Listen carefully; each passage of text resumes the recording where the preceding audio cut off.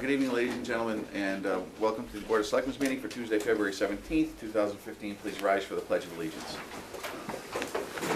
I pledge allegiance to the flag of the United States of America and to the republic for which it stands, one nation, under God, indivisible, with liberty and justice for all.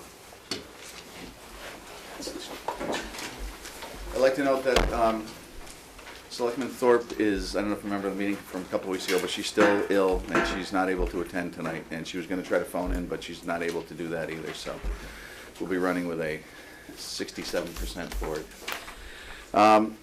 I'd like to request a moment of silence now to have us reflect on our jobs as selectmen and our duties to the town, and also for the safety of our soldiers both abroad and in the United States.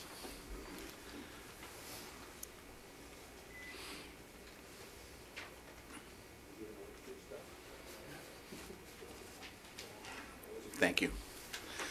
In accordance with Mass General laws, I have to announce that this meeting is being recorded by East Meadow Cable Access and also by the Board of Selectmen's office, and I have to ask if anyone else is recording this meeting. No? No. All right. Thanks. The first item we have tonight is a hearing for the pizza shop, and what I would like to do is vote to open the hearing. I'd like to make a motion to open the hearing. So moved. I'll second on the necessity. All in favor? Aye. All right. If we can invite Anthony Giuggio up. Yes, sir. Yeah, I'm going to do that now. All right. Thank you. How are you? That's all right.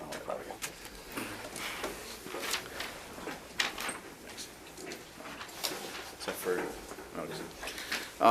first item I'd like to do is read the notice into record. Notice is hereby given under Chapter 138 of the General Laws that Kyant Inc., DBA The Pizza Shop, Anthony R. Giuggio, manager, 134 Shaker Road, East Long Meadow, Massachusetts, has made application for the alteration of premises as shown on a plan in the Selectmen's office. The Board of Selectmen will hold a public hearing on this application on Tuesday, February 17th, 2015 at 6 p.m. in the Selectmen's hearing room in the East Long Meadow Town Hall, given by the Board of Selectmen acting as licensing authority. And what we'll do is we will hear from Mr. Giuggio, and then if anyone has any comments, I assume you've signed in, we will hear from the floor. All right, sir. The floor is yours right now. You are here to request. You're doing some renovations, because we did some interior renovations to the existing business that we were required to get an alteration of premises for our liquor license. So okay. Now you have gone through everything with the planning board. Yeah. And everything's been approved. As far as I know, everything is up to date, up to code, up to. Okay. Yeah. I think I've got the name somewhere. Yeah. I think I actually may have been in there since you remodeled it. So, but in any event, so everything's done. And Yes. the planning board okayed all the changes, and you didn't. I don't believe you increased the seat. It was nothing was increased. What actually ended up happening was we decreased our existing capacity of what we had previously. So everything was brought up to code, electrically, plumbing, fire. We put a new Ansel system in, everything. So. Okay. All right. Are there any questions from you? No. Is there anyone in the audience who would like to speak, either pro or just speak regarding this? Yes, sir. So, I'm Jim Martin. Come on up. Thank you. How are you, Attorney Martin? Good. Nice to see you. Mr. Martin. And I represent Tom Wheeler, Hey, Tom. the owner of A.W. Brown and the real estate that's next to this institution. And I don't think it's any secret that Mr. Brown, Mr. A.W. Brown's parking lot on the side of his building is dominated by patrons of the pizza shop. And Mr. Brown has communicated many times, Mr. Wheeler has communicated many times to the town, that this perpetual state of violation of the parking goes on at his property. His own employees can't park there, he can't park there, patrons can't park there. Property's trashed, at various times during the year. And the only parking plan I could find on record was a plan that goes back to 1990. And I think it goes without saying, and this is what the permits were granted for, to comply with this parking. There's not even close to compliance with this parking plan. This parking plan, shows a maximum number of spaces, and if you look at these spaces, most of them don't even exist anymore. So consequently, people are parking across at Spruce Street. So, and Mr. Wheeler has a great concern about the safety on this street, because when there are no spaces and his spaces are taken, people just park on the street. And God forbid a fire truck or something would have to get down that street in the bad weather. So, Tom, if you want to chime in. So he's concerned, he's not here to be anti, he's here concerned about the liquor license being renewed without compliance to the parking plan for these premises. Okay, just out of curiosity, how long has this been going on as far as the parking on your side? And I'm going to make an assumption that you're going to probably tell me I'm wrong, but a majority of the parking is probably in the evening? Or do people park there during the day Well, on your side? Let me just, Tom Sure. Wheeler, just to make sure everybody knows that, and I know Tony, and we've been good neighbors, and in all due respect to Tony, we've been friends for a long time in terms of, cooperating businesses in that sort of neighborhood of town. And again, as Jim said, we're not here to disrupt, his business, or we're both small business owners. We both have to pay bills and make a payroll and all those good things and attract customers and keep our customers happy. And so this, our comments tonight are not intended to disrupt his plans for whatever he needs to do to make his own, physical improvements there. I think what my intention would be, and I apologize for not knowing about previous meetings or planning board, that I didn't know those were going on, to be honest with you. But when we did get a letter notifying us that there was going to be a meeting tonight, I thought it would be appropriate at least to raise the issue so that we're all on the same page here going forward, that Tony and I have to have a mutual respect for each other in terms of how we want to share or operate our businesses. And we have approximately 15 plus maybe 17, if there's no snow, maybe we're down to 12, I don't know, at the moment in terms of employees. We have over 30 staff who work at A.W. Brown, and we need that parking 24/7. I mean, 7 days a week we're open till 8, 9, 10 o'clock at night. Sometimes I have staff there, and we are, every single one of those spaces, maybe with a few exceptions, are all labeled no parking. To Tony's credit, we tried to actually post a sign next to his front door. This is on the pizza shop side now. This is not on the restaurant side. So he actually operates a business that has two entrances to the same business. And so consequently, when individuals are coming into the sports bar side, invariably what would you say, Tony? You've got 15 spots there maybe at best when there's no snow, plus or minus. I don't know if there's 12 or 15 there that actually have access to your entrance on the sports bar side. Yeah, there's, yeah. I would say about plus or minus. I mean, Yeah, we've got plus there, we the can back, count them yeah. up. Maybe there's, but at any rate, it doesn't take long. Tony runs a good business. It doesn't take long for his spaces to be occupied. So the shortest distance between 2 points is our parking lot, and consequently, despite our signage, we've tried to enforce it. We frequently receive threats, from customers saying, "I always park here," or "just try to tow me," or other comments have come out of, not nearly as friendly as those from some of his patrons, which, again, those are his patrons. Tony can't be there every 5 Right. seconds to enforce it either.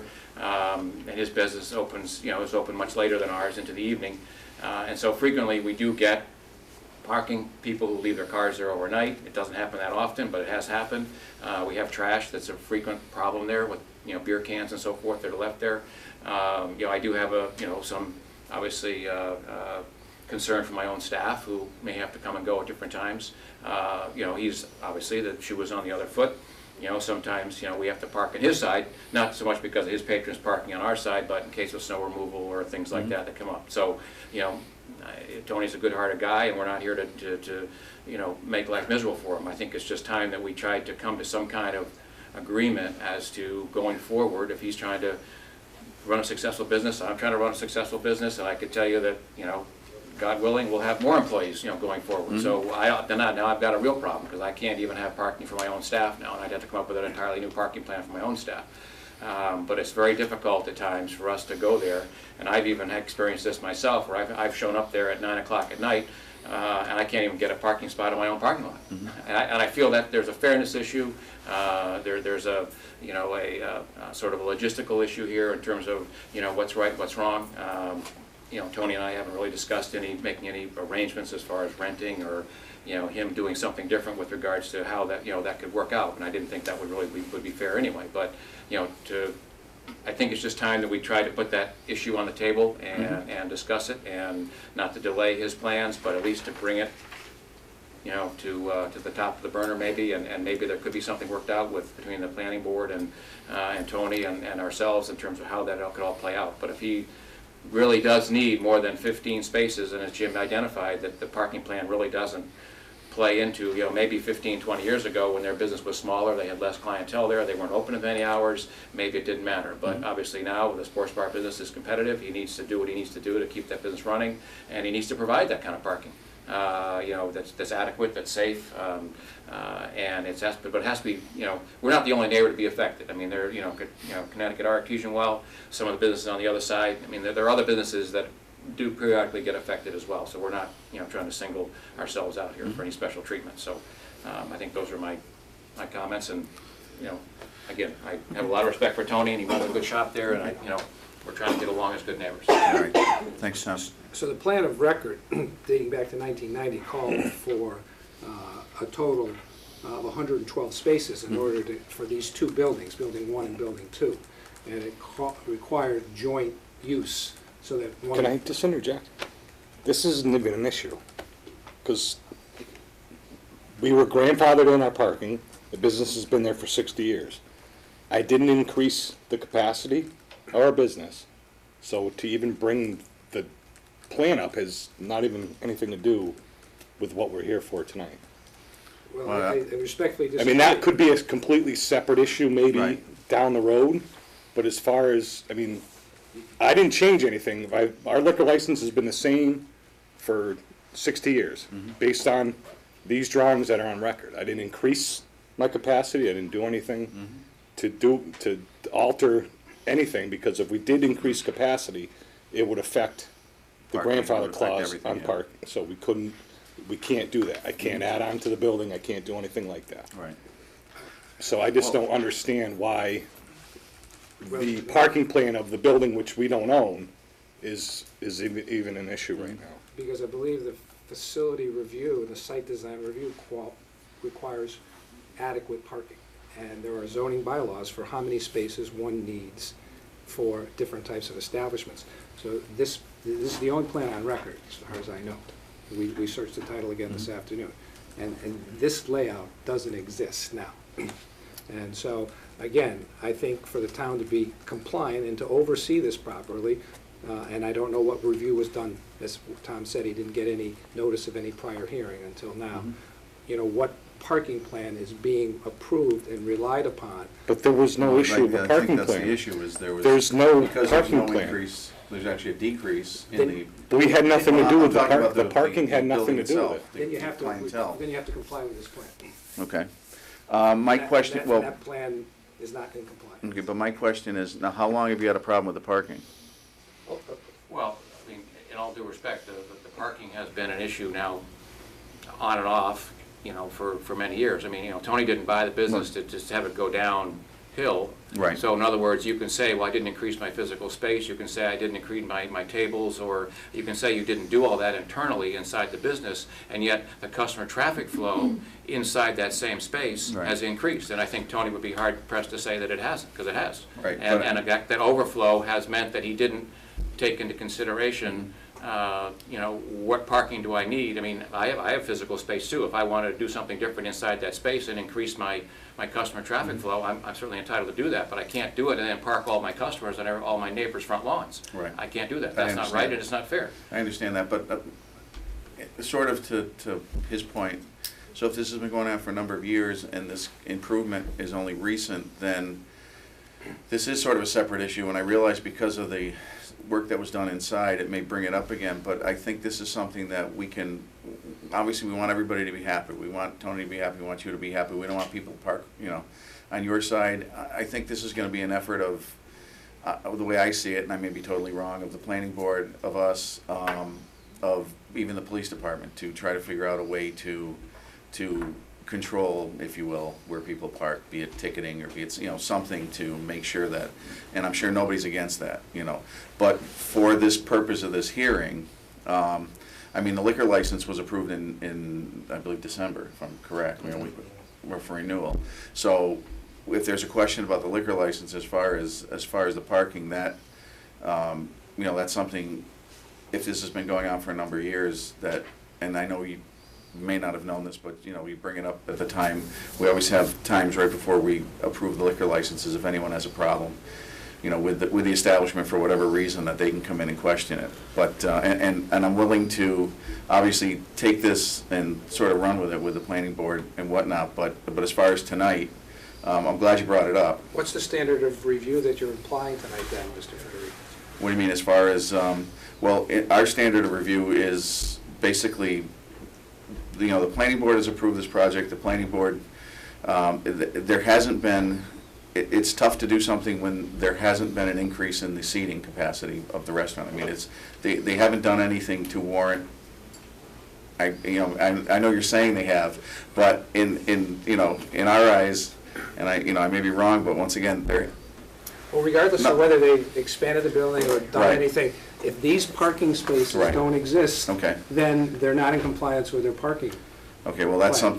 something that. And so if you're not in compliance with your parking plan, then is having a parking plan superfluous or an integral part of approving a license? Well, the license has already been approved, though. That's what I'm trying to say, is the license was approved in December. So what is the standard for review tonight, or if the license has already been approved? What is being decided tonight? The approval of the alterations of the interior of the facility. It's not the license itself, it's just the alterations of the interior of the facility. Did you get notice of the license hearing? This is the first notice. I didn't even get last year when Tony made his improvements over a year ago, approximately a year and a half ago, maybe last winter or sometime. Because You shut the place down for a while. there was nothing, And that There was no public hearing, there was no nothing. I mean, I didn't have I don't need to, I don't Right, have there to. was no increase in the capacity or the size or the number of Well, in all due respect, customers. he did take out pretty much the entire inside of his restaurant. So, if But you he take did- out a bathroom, do That you would have to tell go me? through some sort of planning board. It did go through the planning board. Yeah, I went So through was the there whole a public proper. hearing about it? No, I don't because need to, there's- you don't need to. See, I wish our town attorney was here, because unless he's requesting to increase the capacity of his restaurant, then, I mean, when you change the aisles in your store, you don't have to notify me that you're changing them. Well, I realize that, but if I would have to do through some sort of a planning board approval. well, and that's what happened here. But there's no public hearing on it, because Yeah. I'm not affecting anything as far Well, as. you would if your traffic flow would increase, and then wouldn't have proper parking for the people to park in. So what would you But in- I guess propose? that would be my question, that, if you're planning on increasing the capacity of your business. Well, isn't that every business owner's Right, but goal is to increase your business? I understand that, but it doesn't give you then a right as a business owner then to utilize all the parking All around he you. has to do is comply with the zoning, so that's, Right. and if you are a retail store and you do better than the average, then you still have to just provide a certain amount. So that's not really the issue. Yeah, I know. The issue is the planned parking that has been approved, of which I'm assuming the planning board's endorsement was on, is it in compliance? And That- so the venue then becomes, how do we move to have this reviewed? Well, that's what I was saying, we get involved with the planning board and with our board, and I would like to come to some conclusion to, make everybody happy, and be able to protect your business, keep everybody happy as far as spaces, and but that's gonna take a discussion with the planning board, of who I don't believe there's anybody here tonight, so, and I wouldn't call on them anyways, and, so that's where we stand right now. Is I'll be happy to take this under advisement and see what we can do, and see what the situation actually is, because I have not personally counted those spaces. I don't know what's there, what isn't there. I assume the planning board did some due diligence when they were reviewing for the improvements, so, but I can't speak for them, so, we'll be happy to, once again, we'll be happy to look into this, because I don't want you upset because people are parking on your side. Trust me, he knows, I Yeah. try to do my best. You know. We've talked about it, I do whatever I can to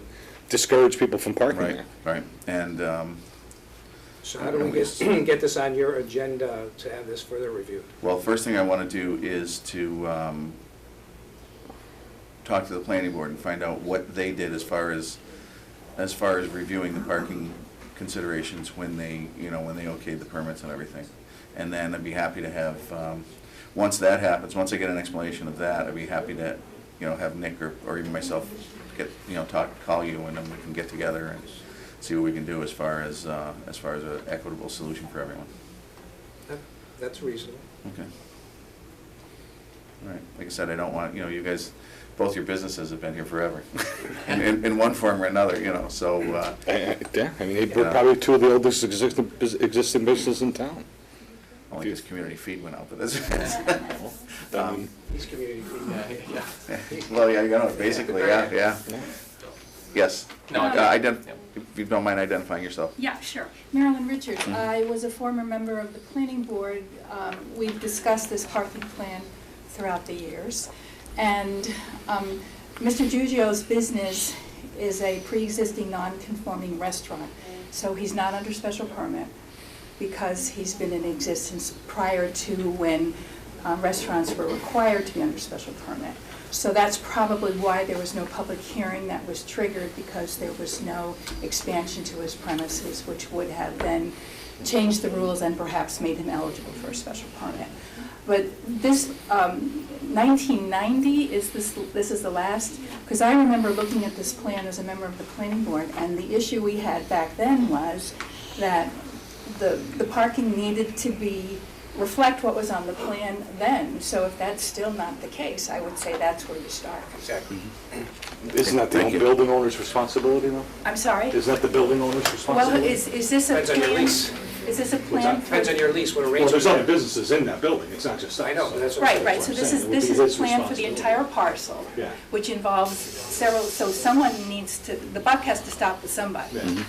And There's that- actually two. Well, I can't go out there and paint lines. no, I know that, Well, I know once again, that, but okay. that's probably the issue. Thank you very much. Yeah. Thank you. No, thank you. Thanks for the clarification. Once again, yeah, if that's agreeable to you, what I presented, then I'd be happy to pursue that and get, because obviously I'd like to get the members of the current planning board who obviously reviewed this before before they gave their okay, and see what was done, and then go from there, and hopefully, like I said, try to make everybody happy here, which is ultimately the goal, regardless of, and, Or the definition of a good settlement is when no one's happy, but, well, no, that's- we'll take, just having dialogue this All time right. and get it Sounds on good. an agenda, so, because I do think there is something that can be done, it just needs to be addressed. right, okay, thanks.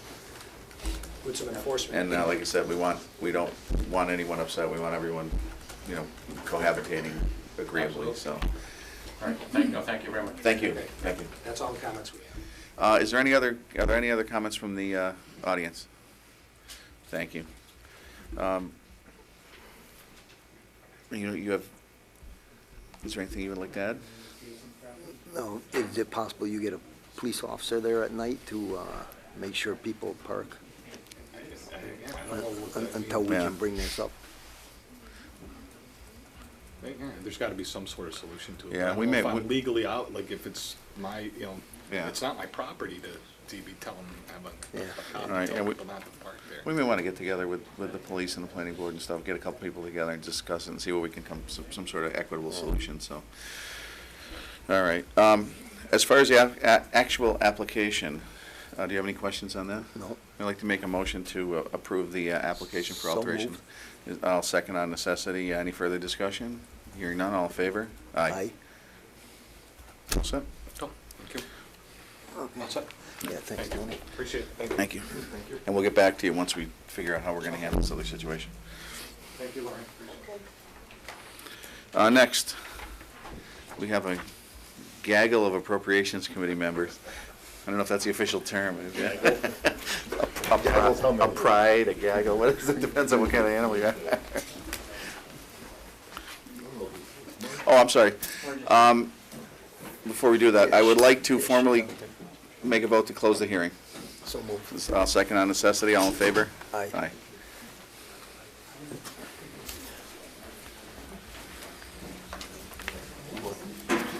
All right, I didn't know Marge, yeah.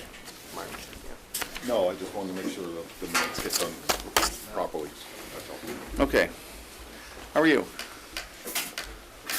I'm good, how are you? I'm just wonderful. So if possible, I would like to ask that the minutes reflect the start of the Appropriations Committee meeting. We'll adjourn at the conclusion of this discussion and then reassemble back down to the Council on Aging to Okay. finish this evening's business, but I just want to make sure the minutes are Okay. appropriately taken, so. All right. So we're here for a couple items. Well, primarily we're here, Paul, because we're enough of the way through our process this year in terms of our budget recommendations, and we're seeing some red flags, and we really wanted to open some dialogue with your board, being the, if you will, the chief executive board is elected by the townspeople. And certainly you have a process and a part and parcel in the setting of the tax rate in town.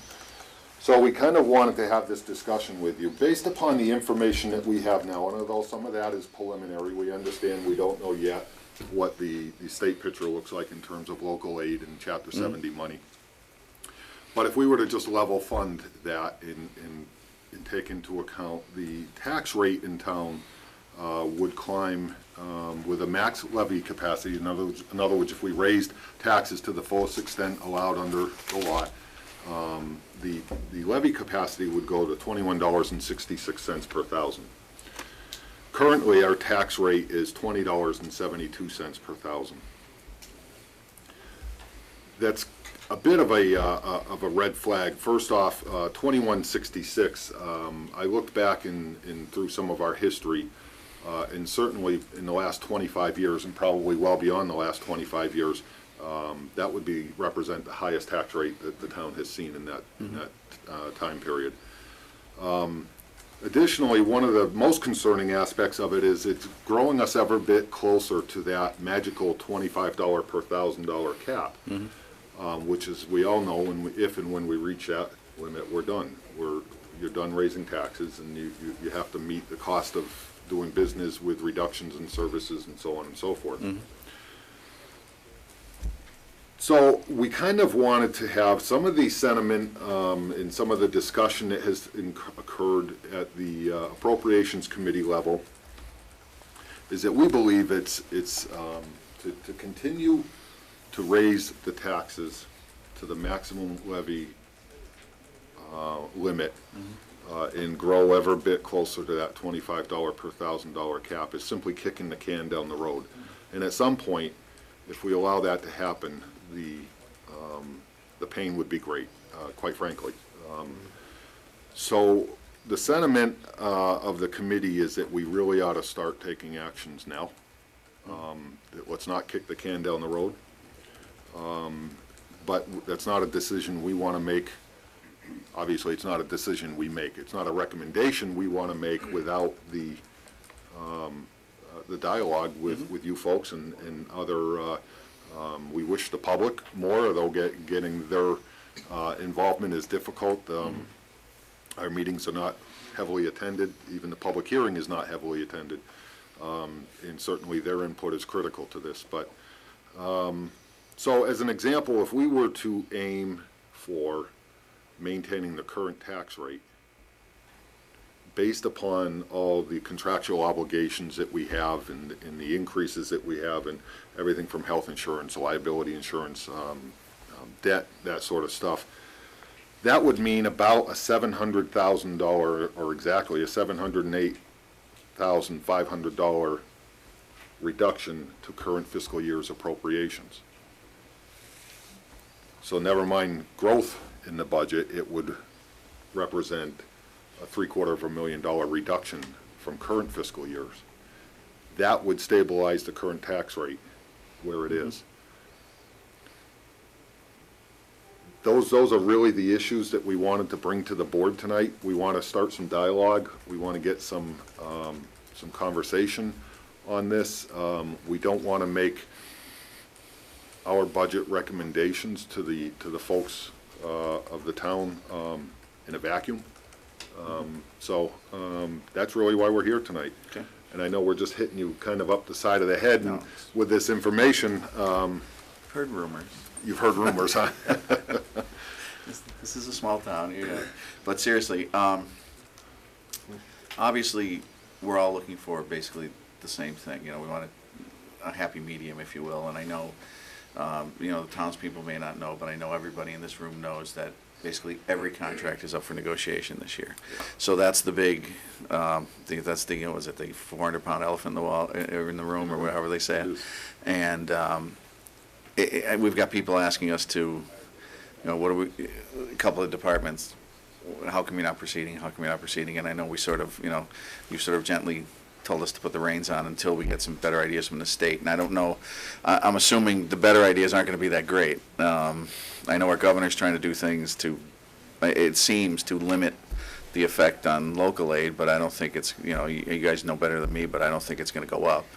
You know, if we have last year's, it'll be a good thing, so. Well, he has, the new administration has made a commitment to maintaining, if you will, local aid to the communities, Yep. and certainly that's reflected in his local, or his recent plan, which is just, I believe, just passed through the House on dealing with the current deficit in the state budget, which left the communities whole.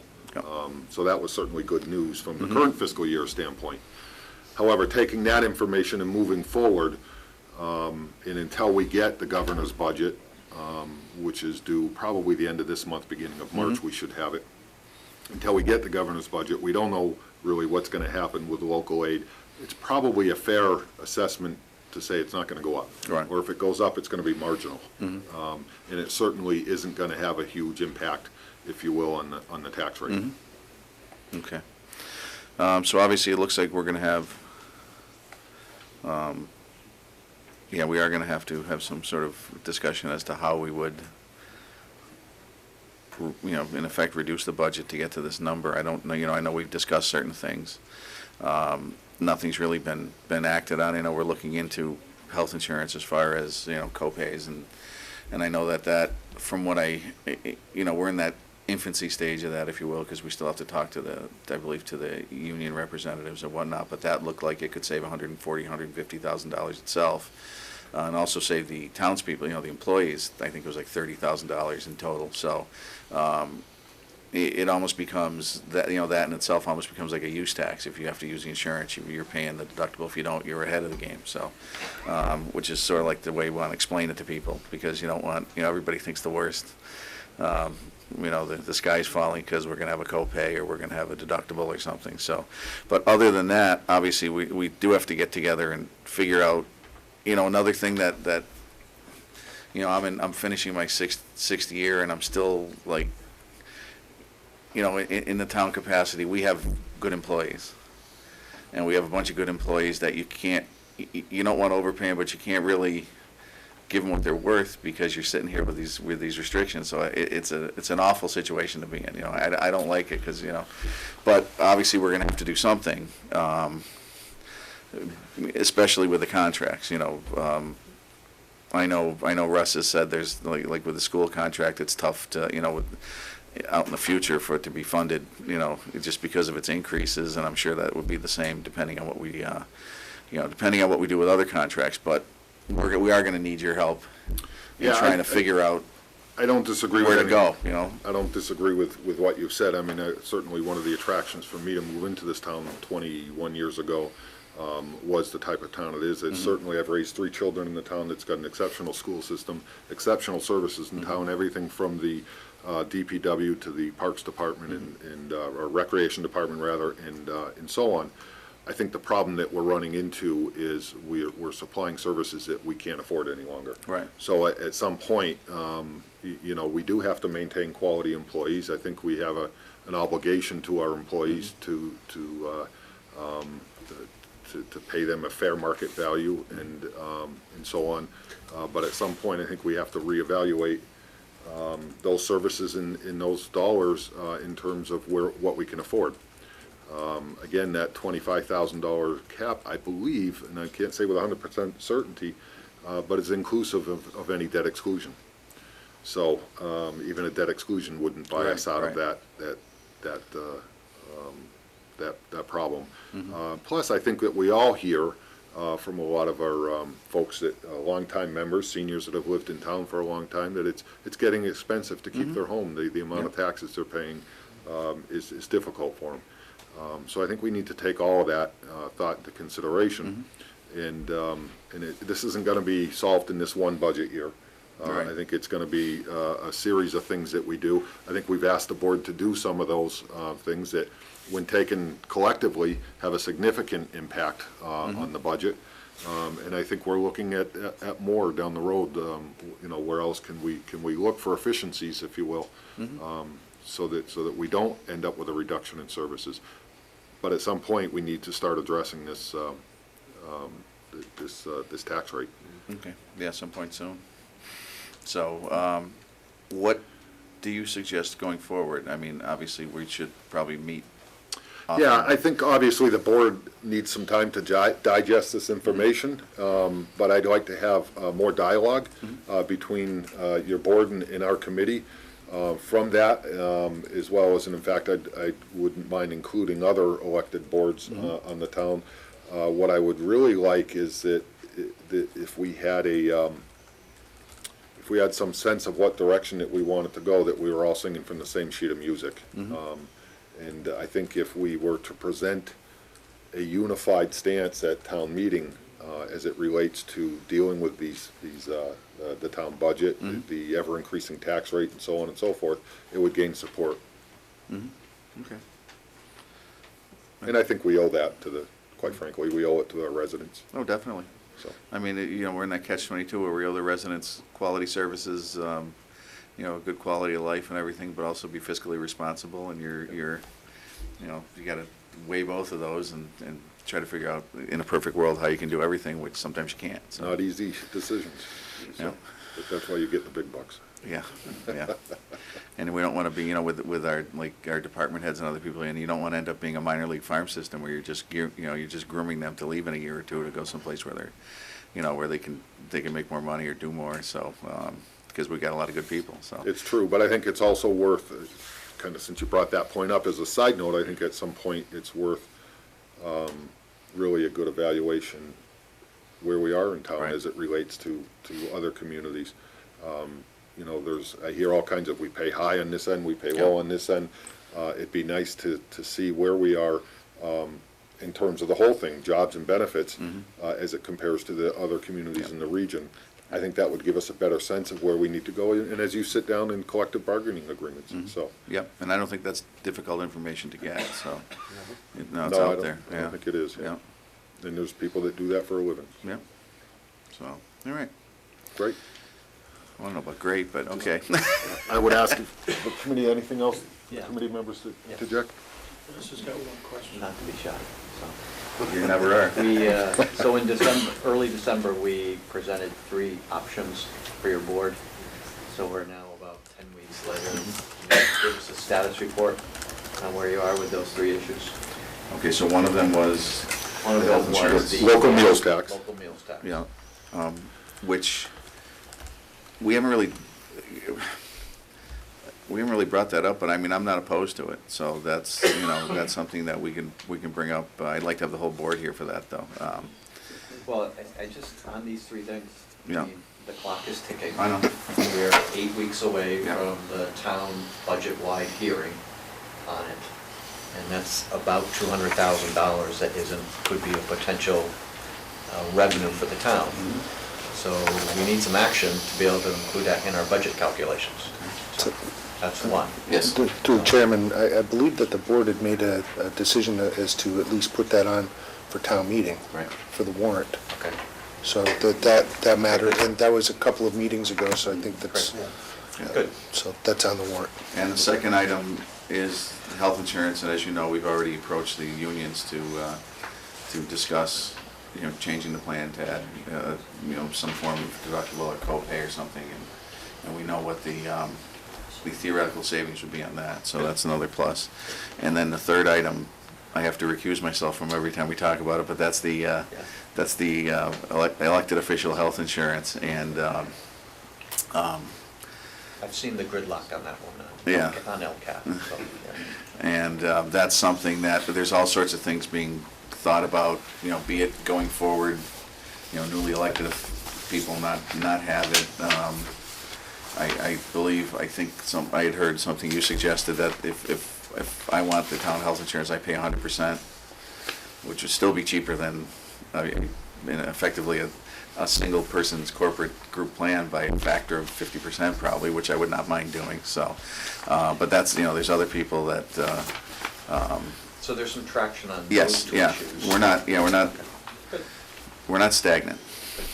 The other thing I would ask that you consider when you're looking at the elected officials' health insurance is not just currently the cost, but the potential liability. Because the potential liability is about 3 times of its current cost. Mhm. So it's an interesting number to look at. Okay.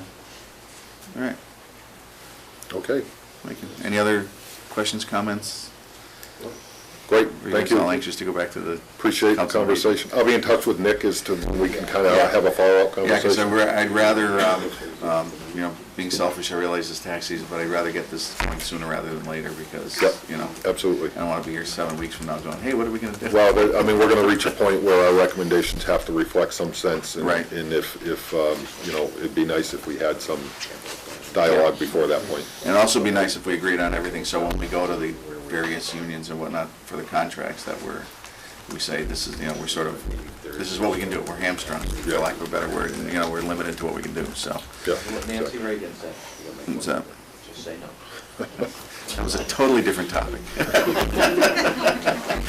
Mr. Gorman, do you have a question for me? You kept, No, I'm almost up. you all set? Okay, great. Great, thank you. Yeah. Thanks for having us. And once again, I know I've said this a million times, but thank you guys for all your hard work. No, thank you.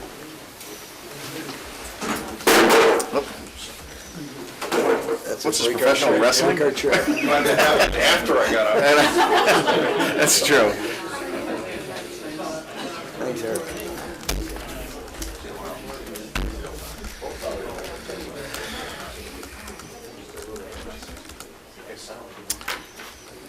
All right. Our next appointment is with Rosemary Ramito, who I see way out there. Is she out there? Yeah.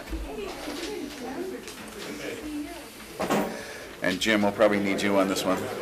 We'll probably need your input on this too, Oh, Chief, let the young lady by, will you? I'm glad you're right. Boy, you get your own bodyguard, that's pretty cool. How are you? Long time no see. Good, I know.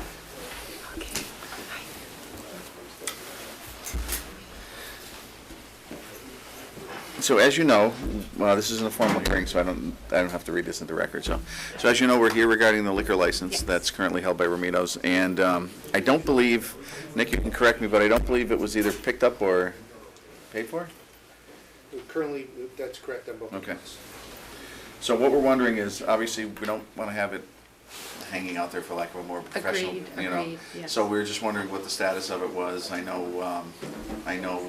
believe Pride effectively owns the restaurant. Ramito's, yes, Yeah. yes. So we're just here to try to get clarification Okay. and see what, because obviously if it's not being used there, it may, someone else may want it. I don't know if they want it, but The anyway. way it stands right now, Bride, I just spoke with Jim, the lawyer for Yeah, Chandler. Pride. Yes, Yeah. Chandler.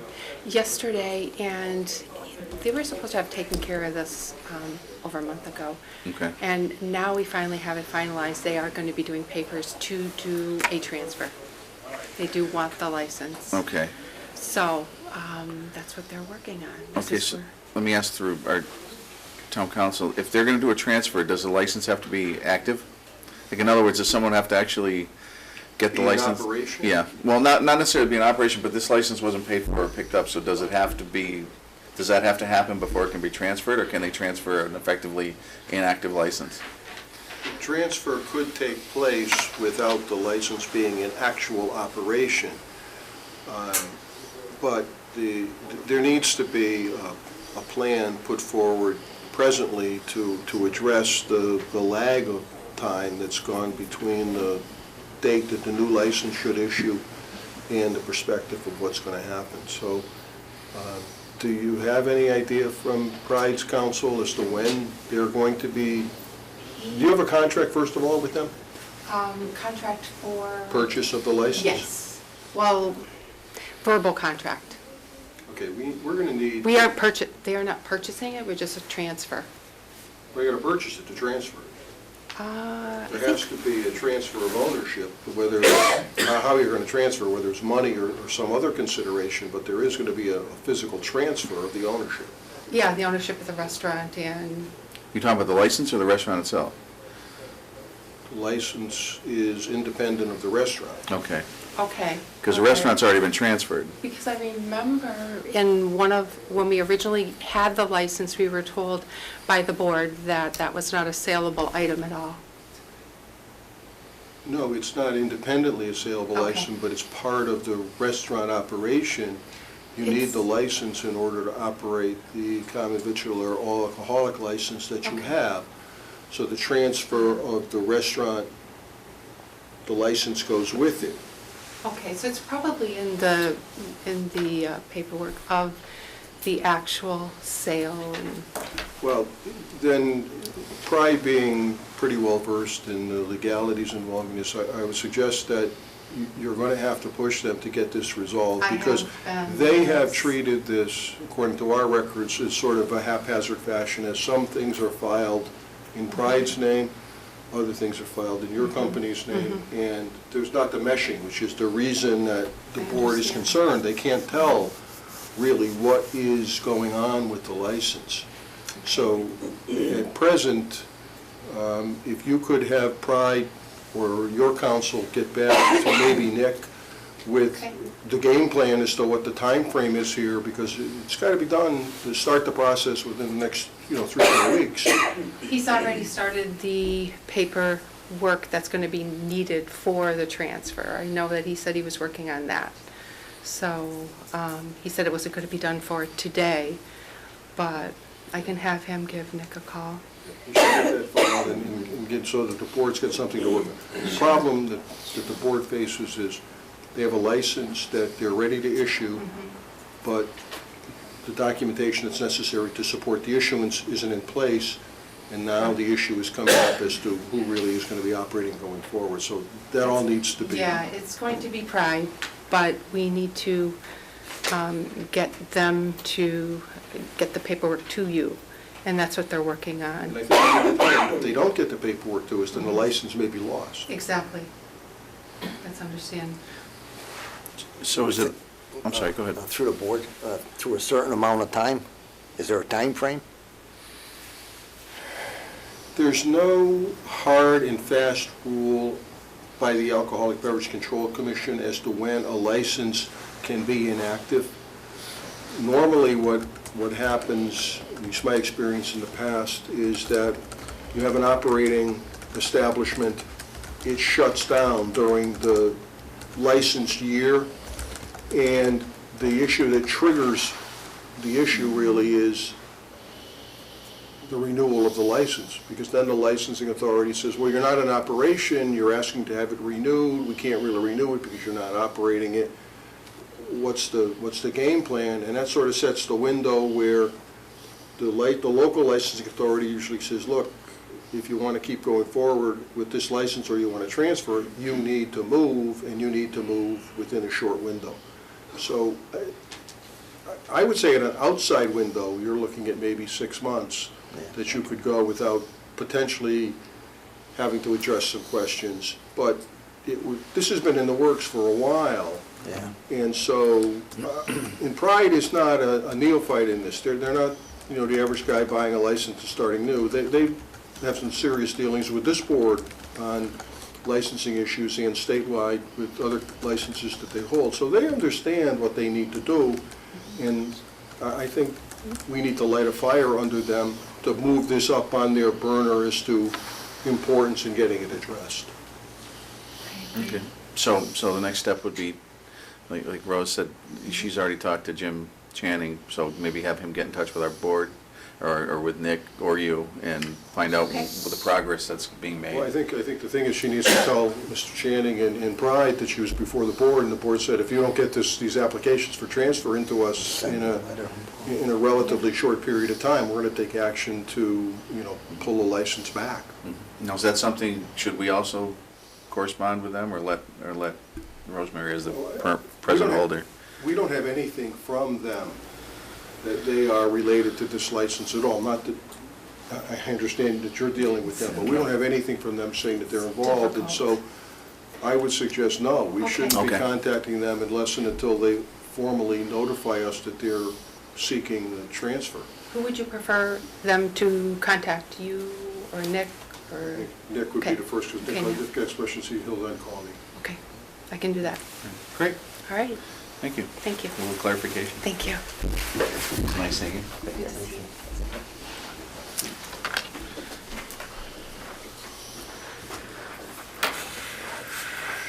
Our next meeting is with Nadeem.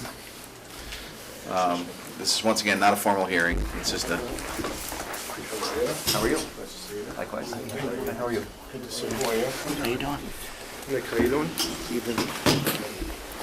Okay, once again, we're here. I think when you came in around the time of the liquor license renewals, you were explaining to us what was going to happen.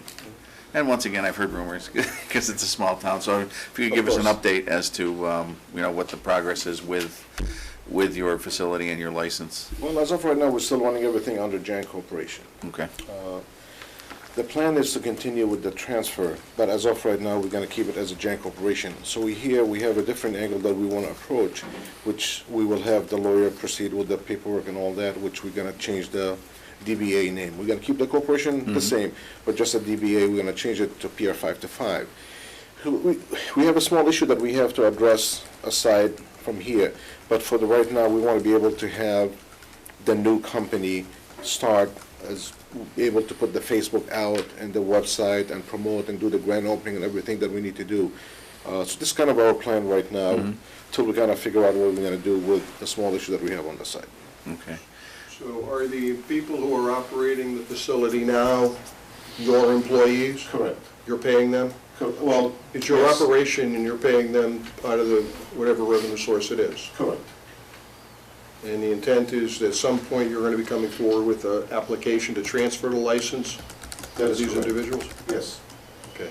The issue that the board's been facing is that it's been sort of unclear from the paperwork that we're receiving as to exactly who is the owner and who is responsible for the operation of the site. And it appeared that the current operators were operating it as their own business and maybe paying money to you for the use of your license, which is not appropriate. Yeah, I'm not. Okay. So your statement to the board here is that, tell me if I'm wrong in this, that your entity, who's the owner of the license now? Jan Corporation, which is Okay. my company. That owner of the license employs the people who are currently operating and managing that license themselves. That is correct. They're getting paid through our payroll company. Okay. You understand if that turns out to be incorrect or that situation changes, then you don't come back to the board, that your license is at risk. Correct. Okay, so it sounds like our question's been answered. I mean, as for now. I mean, obviously, if there's changes in the future, you're gonna have to come before us if you change, if you decide to, if it actually becomes a different company, a different management, then, you have to come before us. But as long as we just want to make sure that, the way, how it was running now, and if it was running the same as it was back in December, and obviously, there's no problem with changing the DBA. Well, changing the DBA Yeah. doesn't change the ownership, it just Right, changes right. the operation. And that, I know that's been an issue, trying to get the new name out there, so That's the thing, that, there's, the word, kind of jumped the gun and the name out. We know that, it's not that Yeah. we're not denying any of Right. that, but just to kind of, because we have a small issue that we have, a financial issue that we have to deal with before we finalize everything on Okay. our end. It's gonna happen, but this has to be Yep. resolved. Okay. But for the meantime, we wanna be able to have the new menu, the new website, and we believe that the best way to approach it is to change my DBA Yep. to the PR 5 to Right. 5, and that will eliminate everything out there, but still under Jan Corporation, and I think hopefully that will resolve the problem, Yep. if there's any problem. yeah, and get the new business Basically, name he's out there. been, and- yeah. since November, we're trying to launch the new menu. He doesn't even have his logo out on the menu Right. or on the paper or anything, and it's kind of like holding him back. Yep. And it's holding me alongside with him, but we have to do what we have to do to Right. get it moving forward. If I clarify this, it's not that it's holding the person who's operating the restaurant back, it's a decision that you, as the owner of the license and the owner of the restaurant, are having problems implementing it. I mean, it sounds like there were two separate businesses here operating, and that's what we're trying to clarify. He and his people are your employees. Right. You control them, you pay them, Correct. all right? He's making suggestions to you about changes in the menu that he thinks are beneficial. You determine whether you're going to do them or not. I would like to do it, but we have to do it under his company, which is. No, that's, This is no, where you're no, running no. into issues with us now. No, Yeah. this is not the issue. This is what I'm trying to say is I would like to implement his ideas under my corporation. He's my manager as of right now. And we want to take everything as far as the menu and the ideas, as far as launching what we need to launch with the new idea. Again, I think you're trying to say what we're telling you need to do, but I think you're mixing it again, and it's going to create a problem for the Right. board going forward. The people who are there operating there now, they have their own idea, different manner from what your company had when they were there. But it's still your company. That is They're correct. still your employees. You make the decisions, you pay the bills, you insure the premises, and your name is on the license. If and when you decide you want to sell the business to the people who are operating it now, then they're not going to be employees and we're going to set up their own business, that's fine. But right now, they're not a separate business. It's your business. They're not paying income taxes on the operation of that business. It's coming through That is your tax Yes. status. Okay. As long as we understand that. And here's the real concern. Here's where the problem breaks down generally. We have these discussions with the board. Representations are made to the board. Everyone thinks they understand where it's working. And then the license holder gets together with the person who's operating the business and they work out their own little deal that changes what's been represented to the board, and nobody comes back and changes that with the board. If that happens, potentially, I can't speak for the future boards or this board in the future, but potentially that could be a problem because it'll look like you misrepresented what was going on. I promise you there's no misrepresentation right here. And I understand Okay. that, but it's, the way this is being structured, it's extremely dangerous for us in respect to knowing who's a responsible party. Right now, based on this conversation and the documents that are filed, you and your shareholders are the responsible parties for the operation of that license. This gentleman and anyone who works with him are your employees. You're the ultimate responsible party in the effect that something goes wrong with the operation of that site. If they were to serve alcohol to a minor and be closed down, it would be your license that's gone. Okay. I understand. All right. That's why, we have them on the tip certified and certified as well, so. Okay. So we're all on the same page, that, Yep. that you're still in control, but you're gonna change the DBA name and get a new menu in there, but it's all gonna fall under your purview, if you will. So, Correct. all right. That should satisfy us Yep. until we can move further as far as transfer, so, all right. Thank you. Thanks for coming in and Thank you. clarifying. Good luck. Thank you so much. Salmon sandwich is great. I had a big Oh, one. excellent, thanks. All right. So say our next appointment, if you will, is the police chief, and he seems to be having a little conversation. So why don't we? Take a 5-minute break? I'll no. Do you wanna? Do you need a break? No, okay. All right. As I say, we can approve make a motion to approve the open session minutes of September 30th.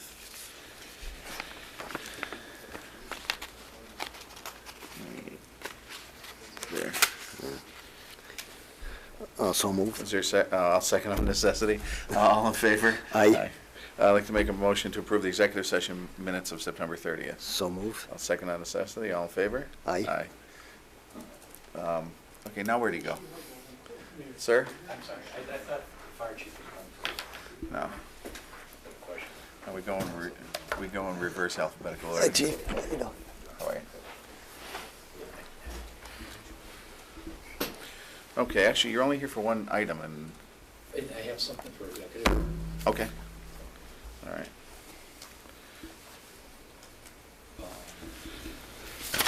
All right, the one item, is the update on the candidate, and I don't know if you have any. The candidate, I had a email, phone quasi conversation with the academy director up there, and everything seems to be progressing. They've had, I think, 4 snow days. Yeah. So their graduation has moved from July 3rd, which I was happy about.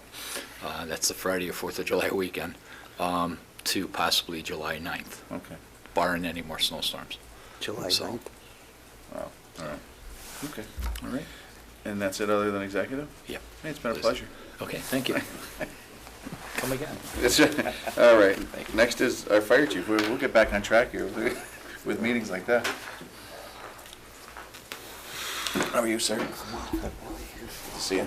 All right, you were here for 4 things. 4 things. The first and probably the most important is help clearing fire hydrants. Help clearing fire hydrants. I saw one the other day. I can't think of where it was in town, but you could hardly see the top corner of it because it had been plowed in, and it was somewhere not near my house. So Just the ones on the street, yeah, everybody knows we've had considerable snow. The DPW is doing their best to assist us, but there's over 1,000 hydrants in town with what goes on within the fire department, and you know, we work Monday through Friday 8 to 4. It's difficult. There's no way we can hit every one of them.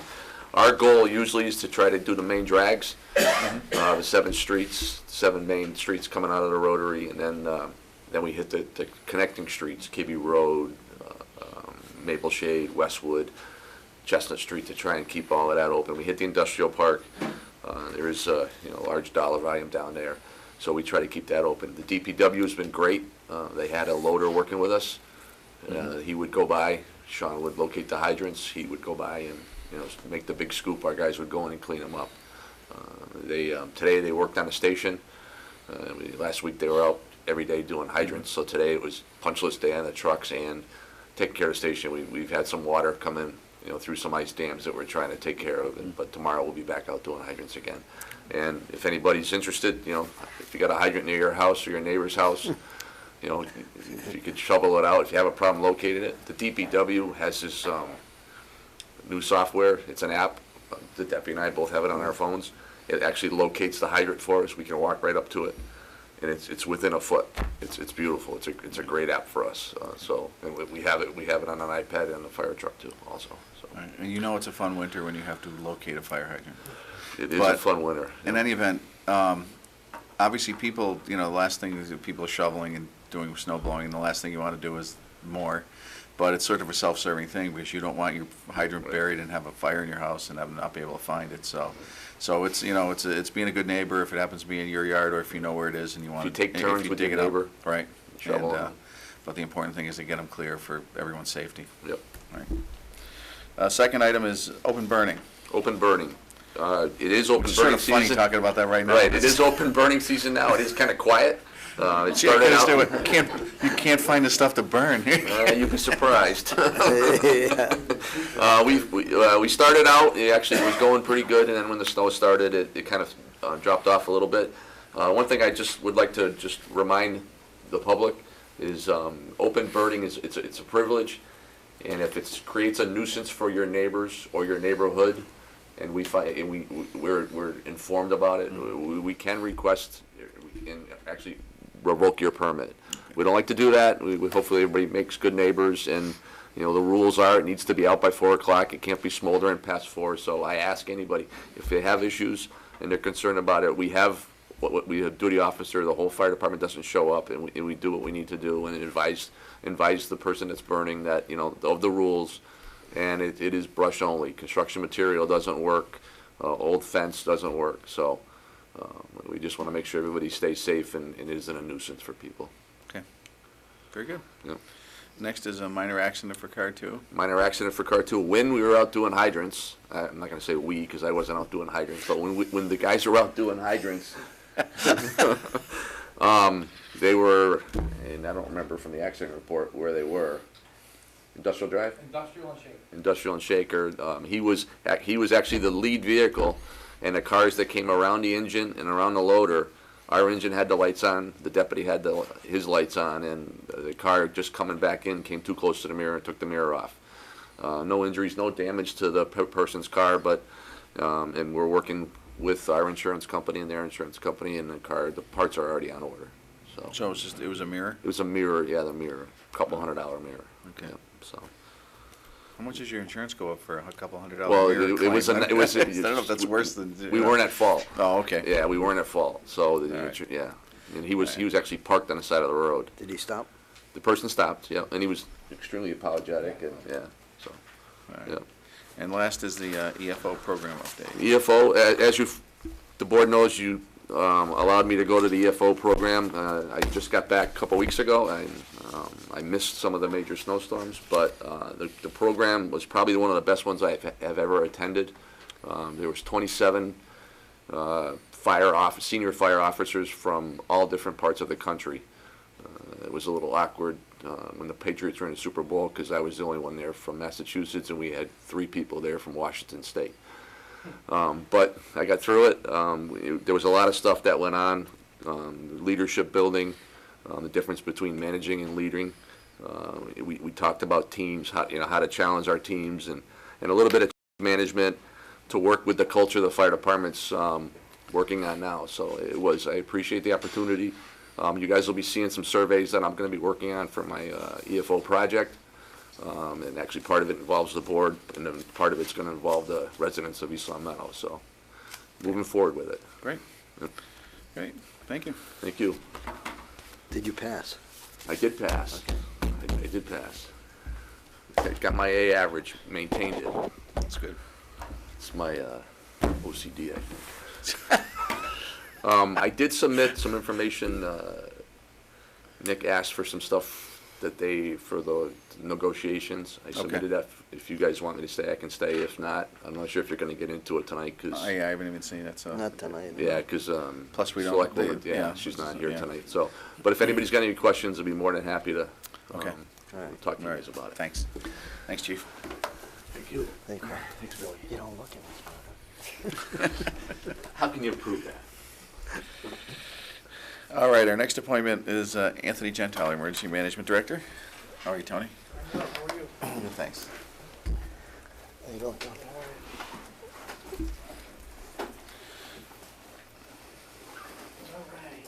All right, you were here for a couple reasons. Yep, Winter Storm Juno, the blizzard that almost was. Just that I activated the EOC, so I thought that the board should be aware of what happened, what didn't happen, why I did it. Just the forecast, as everybody knows, was calling for heavy snow, blizzard conditions. We were gonna stop what we were doing, so I activated the EOC. I called a meeting for all the department heads, most of the department heads. I also had a representative from National Grid, also AMR. I asked Verizon and Columbia Gas, but they didn't send anybody there. Okay. So I was able to talk to every department head, figure out what their plan of action was. Everybody heard what other department heads were going to do. So we all met, we all heard everybody's plan, and it actually worked out very well. I activated the EOC at 4 o'clock, and we were open for 24 hours. And as everybody knows, nothing really happened. The one storm they predicted wrong. Yeah, the one storm they predicted wrong. It never happened before. Nothing really of great importance happened in the town, just besides, the snowy roads and whatnot. We had no power outages. I think we may have had a little minor power outage, but that wasn't due to the storm. Really, that was it. And I kept it open for 24 hours. I was there a lot myself. I worked with the police chief and the deputy fire chief, because the fire chief was in Maryland, somewhere where it wasn't snowing. And I worked closely with Deputy Chief Minahan, and we kept talking to each other throughout the whole thing. Also, the Council on Aging director, I worked with her well, and the IT department, I must say, did a very good job. When I said, yeah, I'm going to open the EOC, within an hour or so, everything was set up. I had, if you remember a couple months ago, I told you the monitor that I purchased with the grant that I got. I actually used it. I could see cameras throughout the town. I could see, I had the web EOC up there, weather report, so it was it was as good as it was going to get, and nothing happened again, which is great because I always plan for the best or plan for the worst and hope for the best. Yeah. So, Okay. yeah, it turned out really well. I was really, for my first EOC activation, it was really turned out well. Mhm. Everybody involved did a really good job. Okay. Okay. Very good. And the other is obviously, I think your appointment is up? It is up the 29th or 28th of February. Okay. 29th of February? 28th, And so when- next week. And we obviously don't have a meeting until the 3rd, and unfortunately, we don't have a whole board here, but I'm willing to at least, for temporarily, to extend you to July 1st, to the end of the fiscal year, and then go from there. I don't know if that'll work for you, or, I know you had some things you want to get in. Yeah, I do have a lot, a few things anyway. I did check, I did some research. I didn't do a super lot of research, but I did some research, and I looked at see what the board could actually appoint somebody in a board commission, and I think it's whatever they desire, 6 months, 6 years, 100 years. Yeah. We're not giving you 100 years. You can, I mean, I'll take it. The commitment that I've shown and that I've worked so hard for, I think that I'd like to have some commitment shown back to me by the Right. town. I was hoping for, because as an emergency management director, I need to think ahead, 6 months, 12 months, plan ahead for situations, emergencies. I would have liked to have 3 years till June 30th of 2018. I think town council is able to, reiterate if the board can actually reappoint somebody for that amount of time. I believe they can. I know historically, like town council has said before, it's been done every July 1st, which this year was tough because it was only 30 days and it was 60 days. Right. So I don't know if, is that true? What's the position that we're talking about? Emergency Management Director? I don't even know that there's a statutory requirement as to the length of the term. So if they wanted to do 100 years, they could do it 100 years? Well, I mean, normally boards appoint for usually 1 or 3. okay. There are a couple of positions that are 5-year appointments, but normally it's 1 year or 3 year, to give the boards a feel for the person, and 2, not to, I don't know a better word, but not to obligate future boards to long-term contractual commitments with employees that they may never have had any real involvement. As the board's known, I've been a firefighter in town here for 18 years as well, and doing this for over a year now. I feel that I am very committed. I can definitely do the job, and I would like it, if the board sees fit, to have it extended till June 30th of 2018.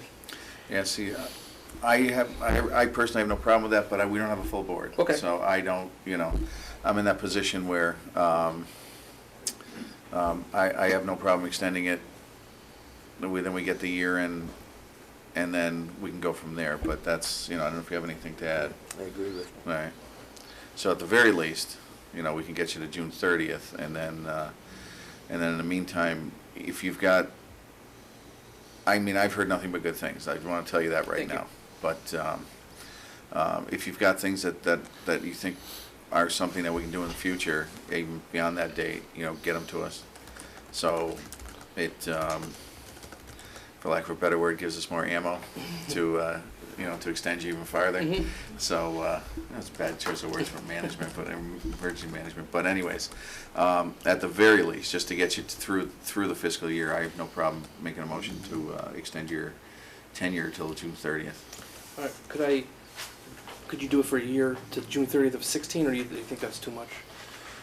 The only reason why is because, 4 months again, I'm gonna have to do this all over again. Right. But hopefully at that time, we'll get it for a year. Yeah, that'd be great. So I just. I don't know, what's your opinion on that? I think just go to June 30th or 20th, whatever we said here. June 30th, yeah, all right. Then All right, you yeah. can come back in again and we'll have a better idea, because I don't know you that good. I heard good stories about you, but I'd like to see a little more. Yeah. And at that time, I could make a better decision. Okay, sounds good. All right. Then I'd like to make a motion to extend Tony's, I don't want to say contract, but his appointment? tenure as appointment as emergency management director to June 30th, 2015. Yeah, so move. I'll second on necessity. All in favor? Aye. Aye. All right. Thank you. And then we'll go from there. All right, I appreciate it. Okay. Thank you. Okay. Baby steps. Thank you.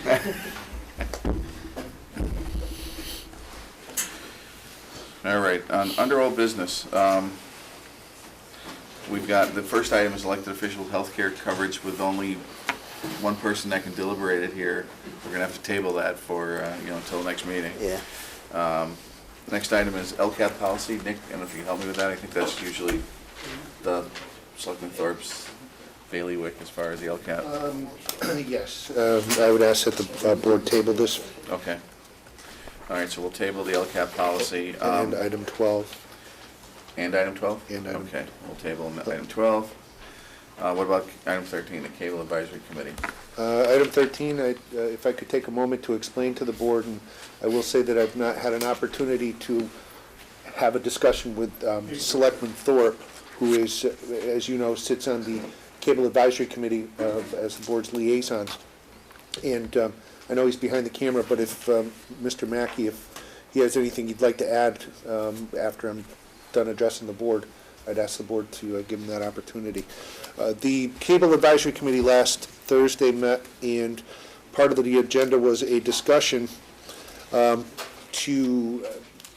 reviewed a survey, a proposed survey of the residents that the committee would like to send out both in paper form, or at least make available in paper form and online. And the survey would be to assess what the public believes are the cable television needs for the town. There'd be 3 areas, and I didn't provide the board with a draft this evening because we just looked at it ourselves last week and we had several notes throughout it. But there were basically 3 sections that questions were asked about. Basically, what do you know about public access? What do you know about charter and its services? And the third part, if Don, what was that? Yeah, putting him on the spot. There were 3 sections, and they all pertained to different aspects of the cable in preparation for this cable contract renewal. Anyway, so the committee is well on its way with that. What I'm going to propose to the board to consider is that the committee also had a discussion, okay, there's going to be a cost associated to fund this survey. And surveys are typically done in many other communities when they're in this process. So at one point, going back probably 6 months, even last summer, when we were talking about this plan with the survey, the costs were looking at maybe upwards of, I don't know, $15,000, $17,000. Anyway, the discussion we had at this last meeting was trying to fund the survey for probably $5,000, but between $5,000 and $10,000. This money would come from the LCAT revolving fund. However, every year the LCAT revolving fund at town meeting is approved with a cap, if you will. So that cap for the last few years has been $132,000 to fund the operations of LCAT. For this survey to occur, what the committee is asking, and again, at a future board meeting, I can make a more formal written request on behalf of the committee. What the committee is asking the board members to do is to consider allowing for the cap to be increased for this year, the amount that can be spent out of it. And when you think about the LCAT fund, there's the revolving fund, which is used for your current year's expenses. That fund is replenished, or the money for that fund comes from the overall LCAT fund, which is from the contract, which is through subscriber pass-through costs from Charter, along with a capital grant, which help pay for the studio and the cameras and the like. What the ask will be of the board is to consider allowing for the cap to be increased up by $10,000 for the current fiscal year to pay for the survey, knowing that if you agree with that, then the next thing that would have to happen would be the same question would need to be posed to the Appropriations Committee, and if they approved, then the cap could be raised then that money could be used for the survey. But just keep in mind that there is plenty of funding in the overall LCAT budget to do this. So if the board supported the idea of the survey, it could be done. If the board was not so inclined and wanted to see if town meeting, and it went to town meeting, then that would put the survey that much further off. But that's, up to the pleasure of the board. So anyway, that's, I think, about as far as I think we wanted to take it this evening, just to make the board aware and bring this back. If No, Don I, has- I do have one question, but you can stay there if you want. It's up to you. You just turn the camera on yourself. But anyways, with the fact that we're, okay.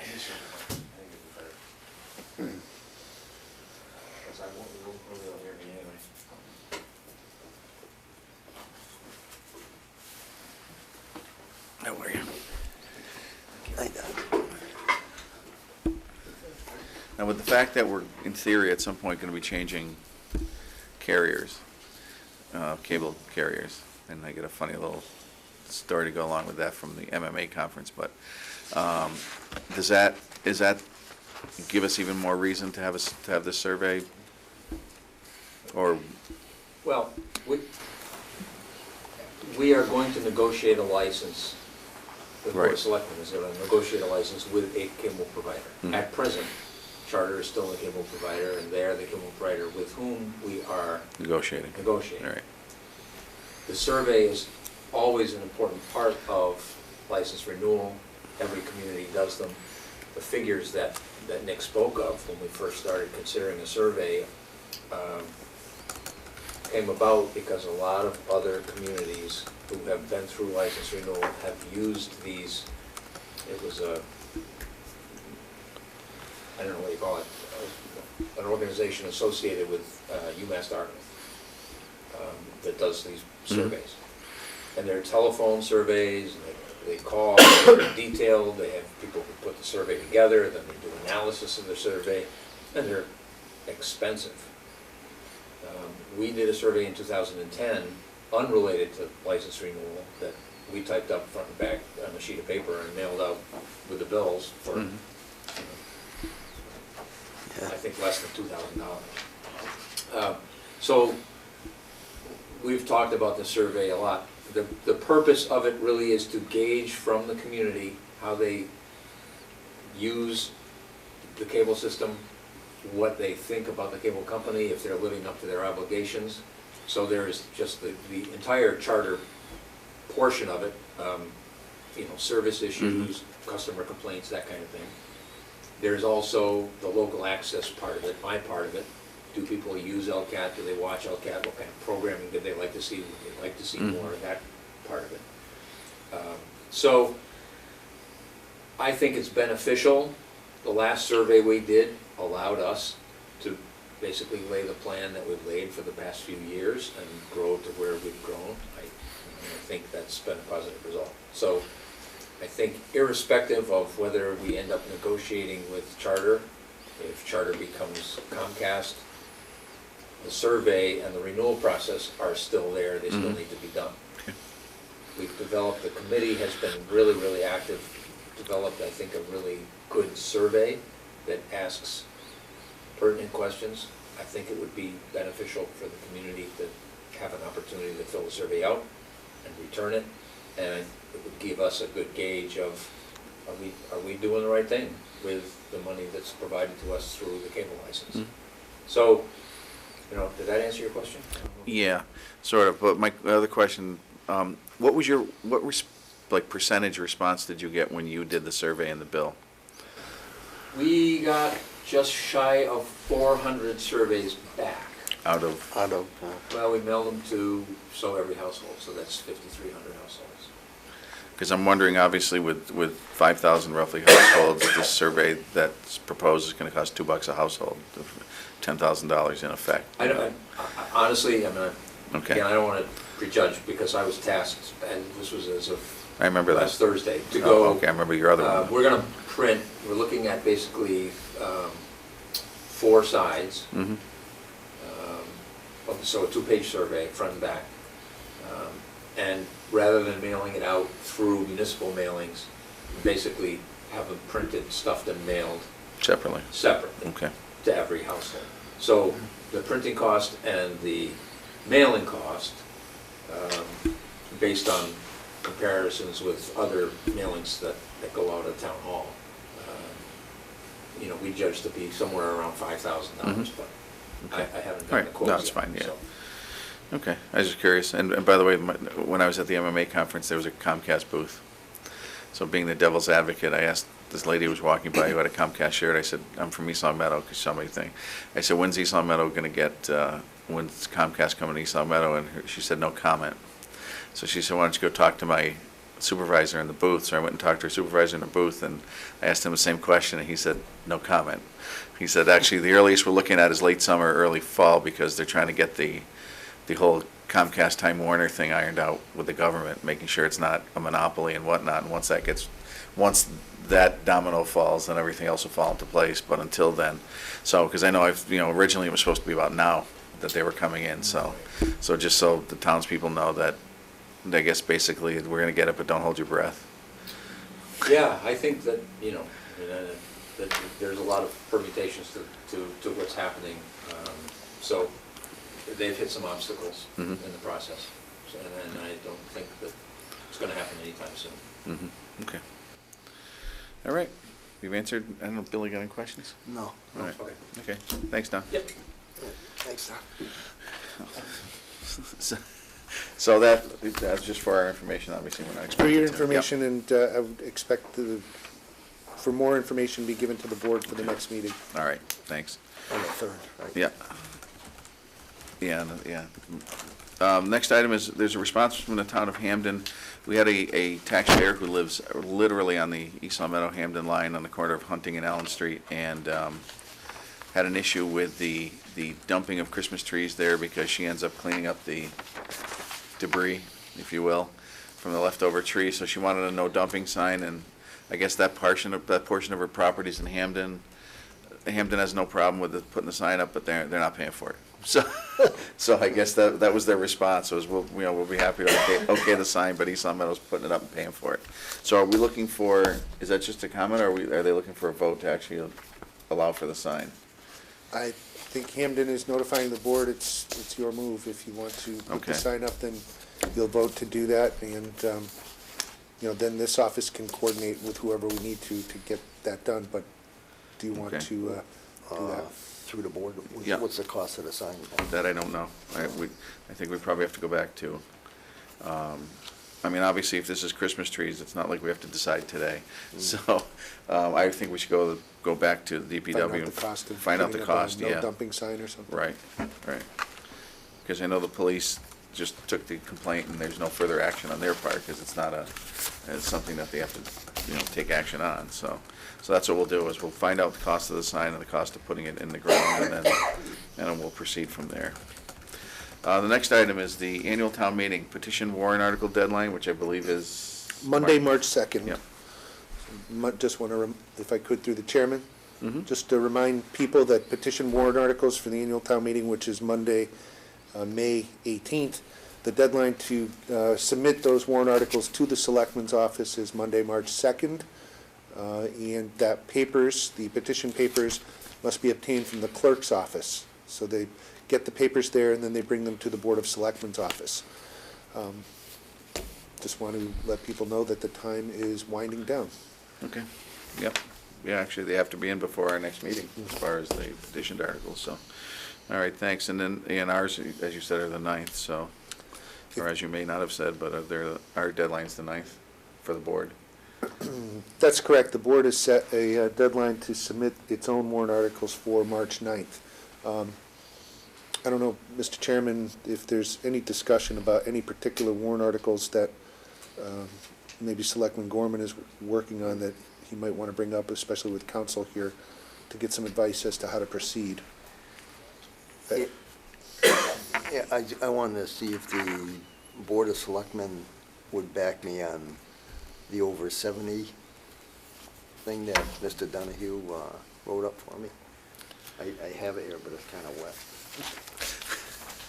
That's the, And the other thing was on the warrant on the health insurance okay, as far as, for the elected officials. is that, what would the warrant, was that eliminating it, or is that? No, that's well, I wanted to see if the board doesn't back me, I'll have to do it a different way, that's all. Okay, yeah, see, I don't think I can, No, vote, I yeah, can't I take know. part in that, so, I don't wanna give. Can we table that till the 3rd? Well, through the chairman, the dilemma there, and dilemma is a strong word, but the situation there is such that the petition warrant articles are due on Monday, March 2nd. The Board of Selectmen meets on Tuesday, March 3rd. 3rd, yeah. So Yeah. if you want 100% guarantee that the article would appear, then as a citizen, you would probably go out and get petition a it. petitioned article. There, you know, and if this is the language here that's in with your packet that you're looking at, you could likely just, you know, use that. I think ideally, any board member that would have an article, for example, with the tax freeze article, then if, rather than having to go out and get a petition, if you as the proposed sponsor for this with the board could get agreement that the board will at least place it on the warrant, then that would mean, and if you could get that vote, but I don't know if the board is prepared for those things. So if you could get that vote in advance of March 2nd, basically tonight, then you'd know you wouldn't have to go and get the petitioned article. But absent that, the petitioned article is really the only 100% way that it will be put onto the warrant. Now, a question I would have for Yeah. council, just to take it a step further, is if, say, that Selectman Gorman were to go out and get the signatures and submit those warrant articles as petitioned articles, typically what has happened, once they've been submitted and approved, they stay on the warrant, and I think that that's what has occurred. But if the Board of Selectmen, subsequent to that, at the meeting on March 3rd, decided, well, okay, maybe the board would want to sponsor the article even, or at least put the warrant article on there, would the board want to put it on there twice in effect? Or could they pull the petition, given it would be sponsored by a Board of Selectmen, but as a citizen? I mean, I would not suggest that you put two identical warrant articles on by different petitioners. If there were a petitioned article that were submitted and appropriately was for submission, for inclusion in the warrant, and then later the Board of Selectmen took a position that they supported the article, then the petitioners could move it on town meeting floor, or they could defer and let the Board of Selectmen move it if the board were in favor of supporting it, to have the debate. Or even if the board supported in concept an article that was submitted by petition, that they submitted something slightly, they favored something slightly different than what was petitioned, the board could make a motion on town meeting floor to amend the petitioned article for consideration, and if it passed, then that would be the article that would be voted on. So I don't think if the petitioned article and the board were in favor of the same concept, that you should really put two separate articles on, unless they're strikingly different, dealing with the same type of situation. so then, given that through the chairman, I know that Selectman Gorman and I have had a little bit of discussion on this procedural matter. You know, if there aren't any votes this evening on the two warrant articles that Selectman Gorman is in favor of, then I think the advice is to go and get the signatures that you need and submit them as a petitioned article, so that you're guaranteed to at least have them on the warrant. Okay, the two are the health insurance little paragraph here, and the other one is the over 70 or 70-year-old. Yeah. And did you say, Attorney Donahue, drafted that? Roll me up a draft, yeah. Okay. That's a rough draft, but it was Yeah. based on the comments that I knew, Okay. direction I received from Selectman Gordon.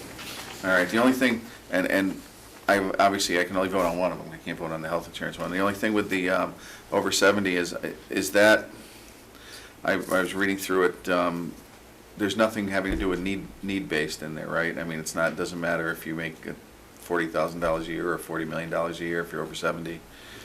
It has nothing to do with need-based, it's just 70 years old, a resident of the community for 10 continuous Yeah, years. okay.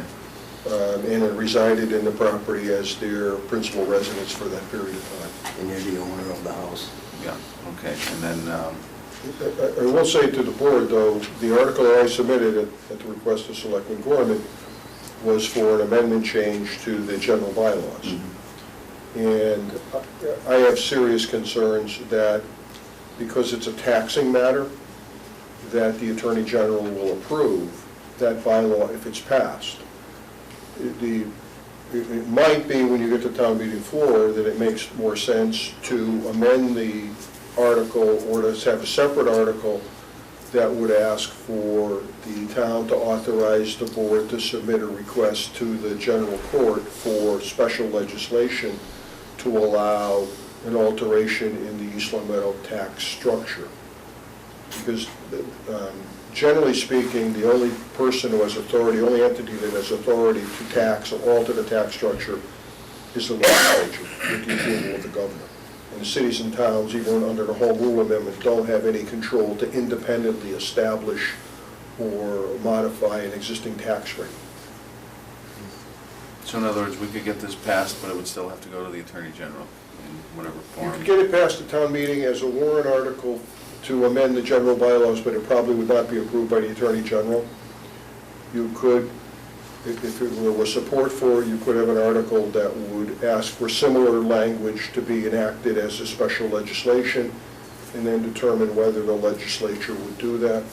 I would submit to you that my experience, limited as it is with the legislature and taxing issues, is that there is not a lot of, generally a lot of support to alter the tax structure for individual communities based on localized requests for those types of things. But that doesn't mean it wouldn't happen, just that there hasn't in the past been a lot of support for individually altering the overall tax structure in the Commonwealth. Okay. Yeah, because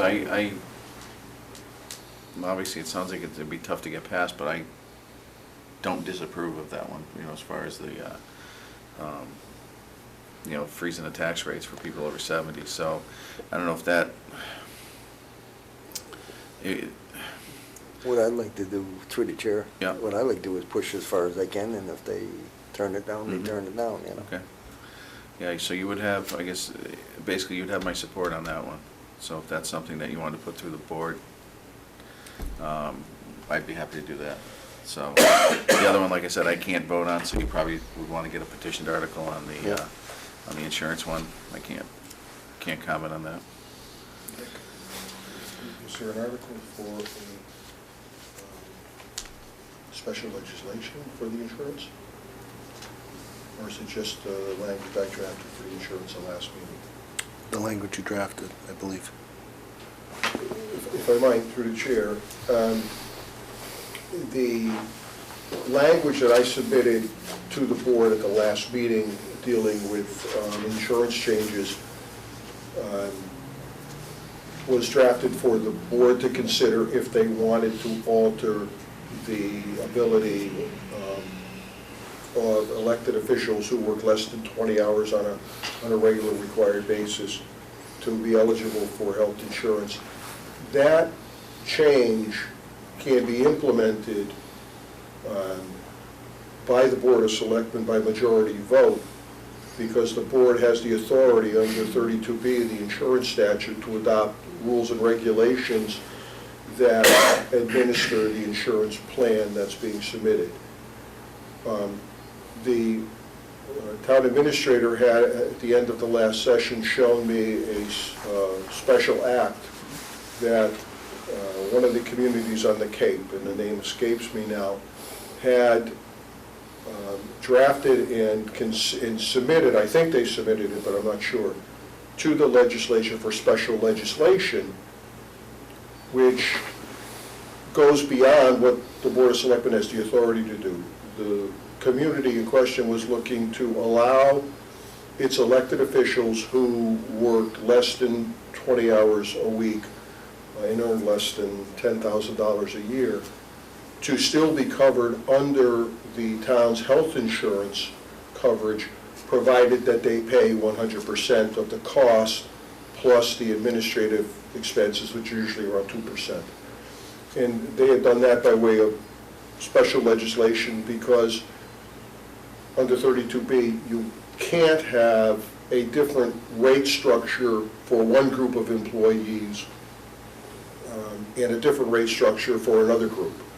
So, without legislation. So this legislation would allow, if the board wanted to have elected officials who work under 20 hours regularly to participate in the insurance, but they would have to pay the full cost of it instead of having the town pick up a portion of it now. That would be by special legislation, but the draft of language I had given to the board the last meeting could be enacted by the board itself without going to town meeting, and that would be to prohibit elected officials who are required to work less than 20 hours on behalf of the town from participating in the health insurance, and that's permissible under the regulations.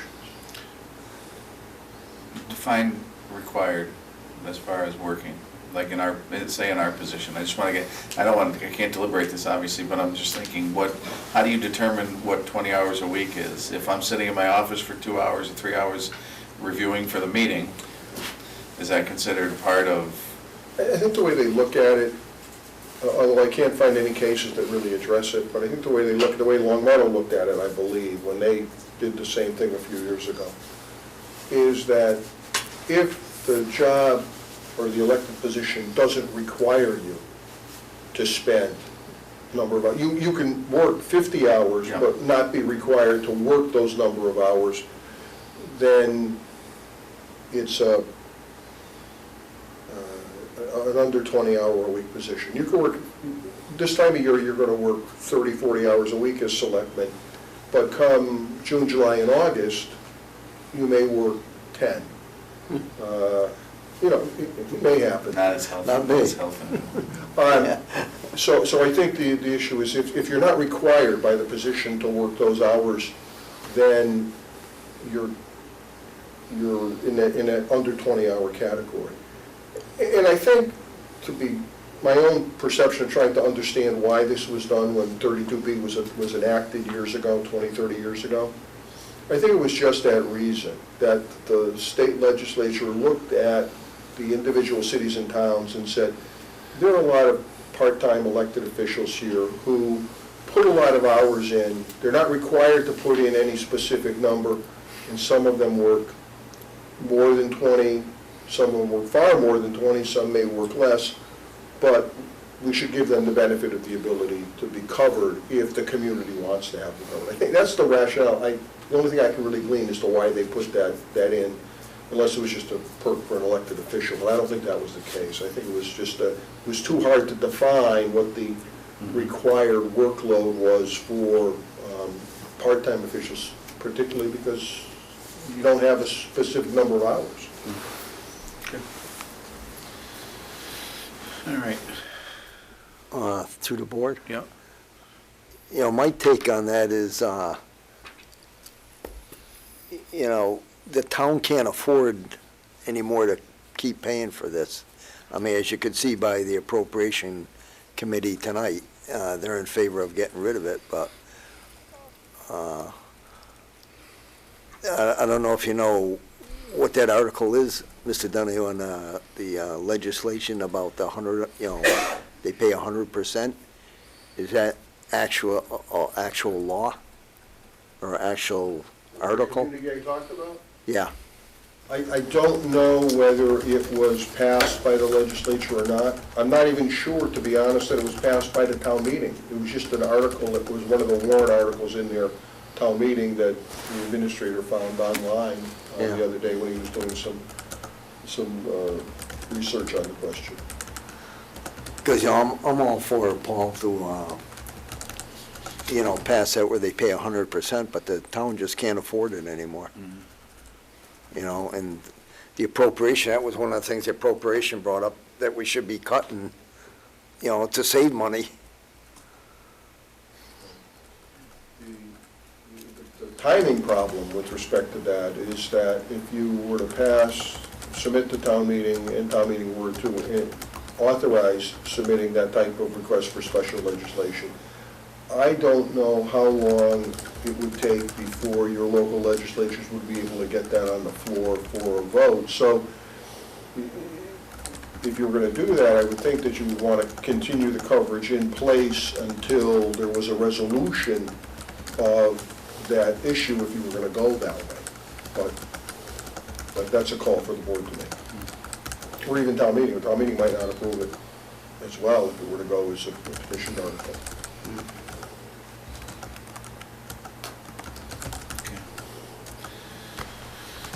All right, so yeah, it sounds like you'd probably want to get a petitioned article because, like I said, I Yeah, can't say anything about it, Yeah, so. a petition. All right. Next item, and I know nothing about this, is vehicle assignments. Item that Selectman Gorman had asked to be put on the agenda. Yeah, this vehicle assignments, what I'd like to do, because I was made the liaison for the vehicles, I'd like to get a list of all the vehicles we have, and I'd like to prioritize on who should have what vehicle for how much they gotta use it. I mean, like one person, listen, you know, I'd like to take the cars that are in better shape and put it with the needs of the people. I mean, like a person that goes from point A to B, and that's what he does every day, or what she does every day. You know, they don't need a car that's, you know, up to par. They can use something that we may have got from the police department, you know, that's a so-so car. And I'd like to, you know, shift the cars around on the needs of the people that need them, you know? Because right now, we're paying for cars that people are just going point A to B, and we got other people that are going around town. We're paying mileage to, and we shouldn't be, you know, the mileage is costing us. I think if we gave them a car, that would offset for what we're paying them for mileage, you know? You know, and I'd like the permission of the board to do that, look at it and shift some cars around. And do we need a vote to get that list, or can we just get a list for, of the various vehicles in question as a start? Well, the board could be provided with a list of fleet vehicles. I mean, I'd want to know if there's any parameters about it, what departments, what vehicles you're talking about, you know. yeah, the ones I'm talking about, Nick, are the ones that under our jurisdiction right now.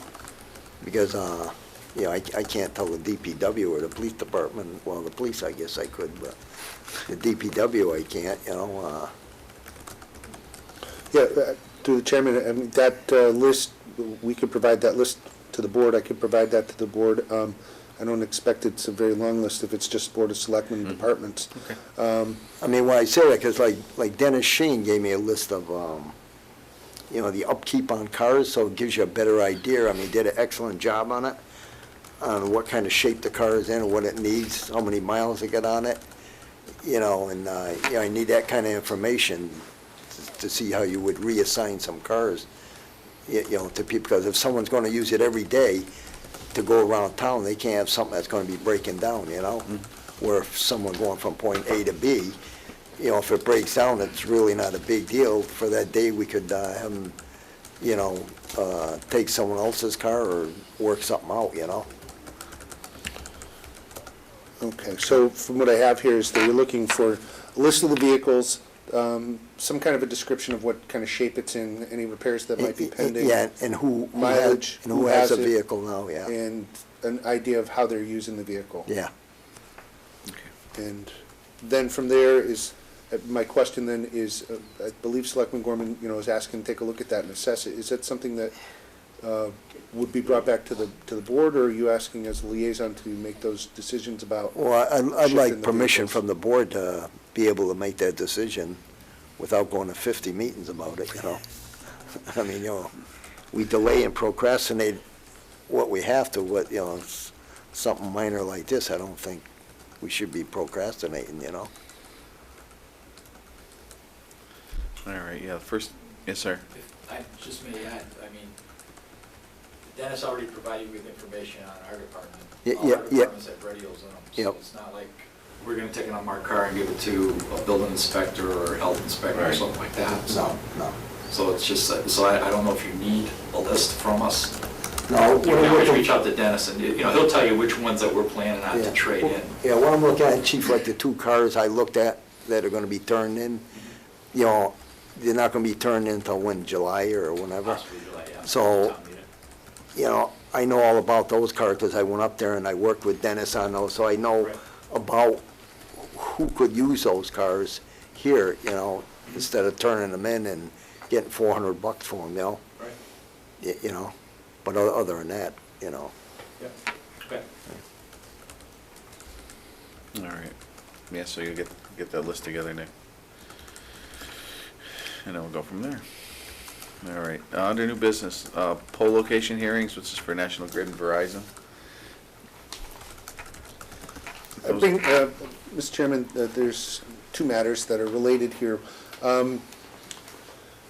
Recall that poll location hearings come up periodically, not that frequently, but it's been seen as somewhat of a routine administrative matter to conduct the hearings the way that they've been conducted in East Long Meadow for years that predate my work here, is that the executive secretary, town administrator, has conducted those hearings typically in a morning, and then provided findings to the Board of Selectmen at a subsequent regular Board of Selectmen meeting, along with the information on the petition. The question that I have for the board is whether or not that it still continues to be an acceptable protocol, reminding the board that I am a hearings officer for the board. But that said, the last hearing or so, there has been participation from a selectman directly running the hearing, which is, is certainly well within the Board of Selectmen's purview to do. I'm just looking for some clarification if that it is going to be a member of the Board of Selectmen that is running the hearing, do you want to first stay with the protocol of having the hearings during the day and then a report back to the board at a regular meeting? Or would the board want to consider adopting a protocol where other communities do have these types of hearings as part of their regular Board of Selectmen meetings? And so that is another option for the board to consider.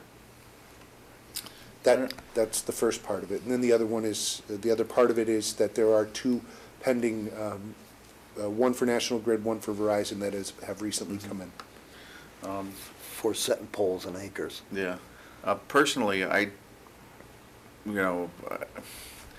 have no problem with the way we do it now, with having the hearing, led by Nick, and because it's, Yeah, no, I have no I mean, problems with that either. It's awful to say, but there's really no reason for like our board to get involved in a poll hearing. So it just creates more layers of whatever.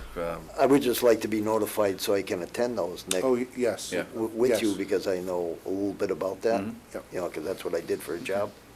And through the chairman, and by all means, I believe that I've always tried to let the board know when these hearings are scheduled. I send them out to other departments as well, DPW, planning, building and electrical and the like.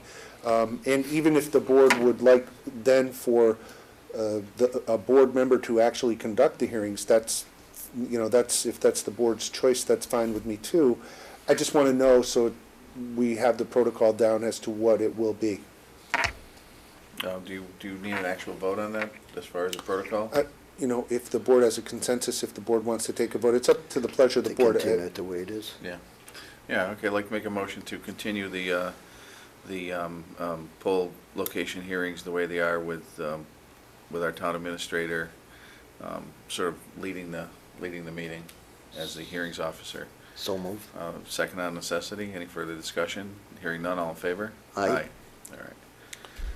Thank you. And then there will be poll locations, hearings set, and I'll let you know when those Okay. are. Okay, All right. that'll be good. Thanks. Thank you. Thanks.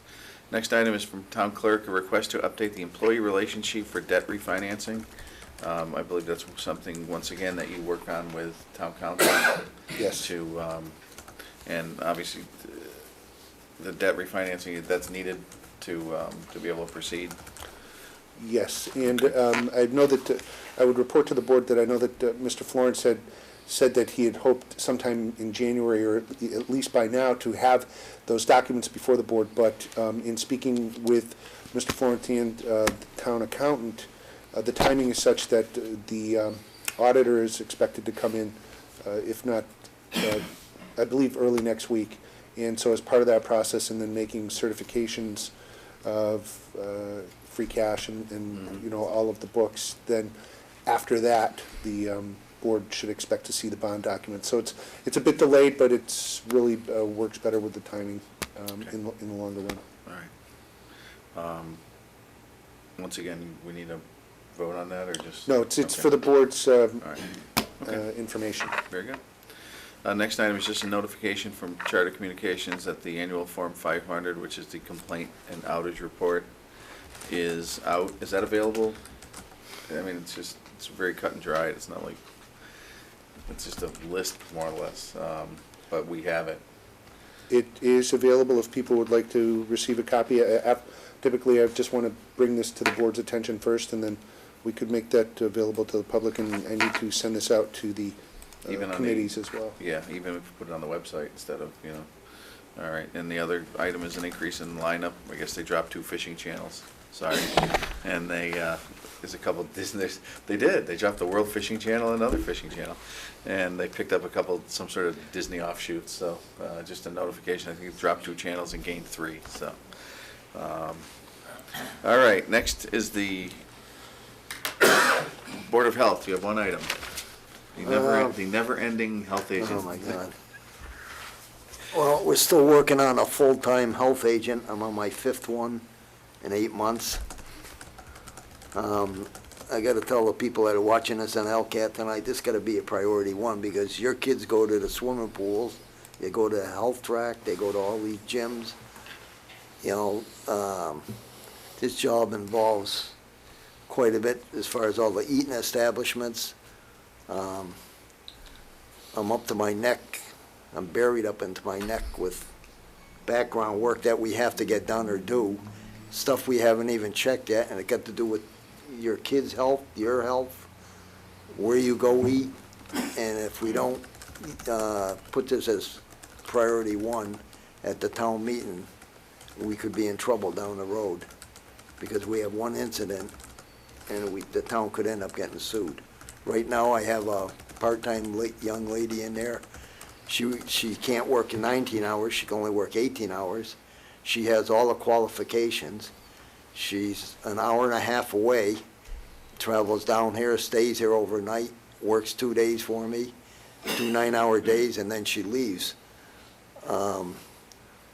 But there's only so much you can do in 18 hours, and it definitely doesn't cover what we need to be covering in town. So this should be a #1 priority, I think, at the town meeting, because otherwise we're gonna be in trouble. We gotta get this thing established. We upped the pay for the young lady because that's a problem we are having. It was $22 an hour, we upped it to $30 an hour. And mileage, which we didn't have before. But this young lady still didn't want to take it full-time.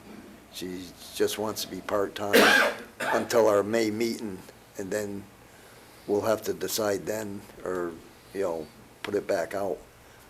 We have one former person that was a health agent here that has all the qualifications that would be interested in it full-time, but at the time right now, you know, we're only offering it part-time until, you know, it's passed at the town meeting, if it is passed.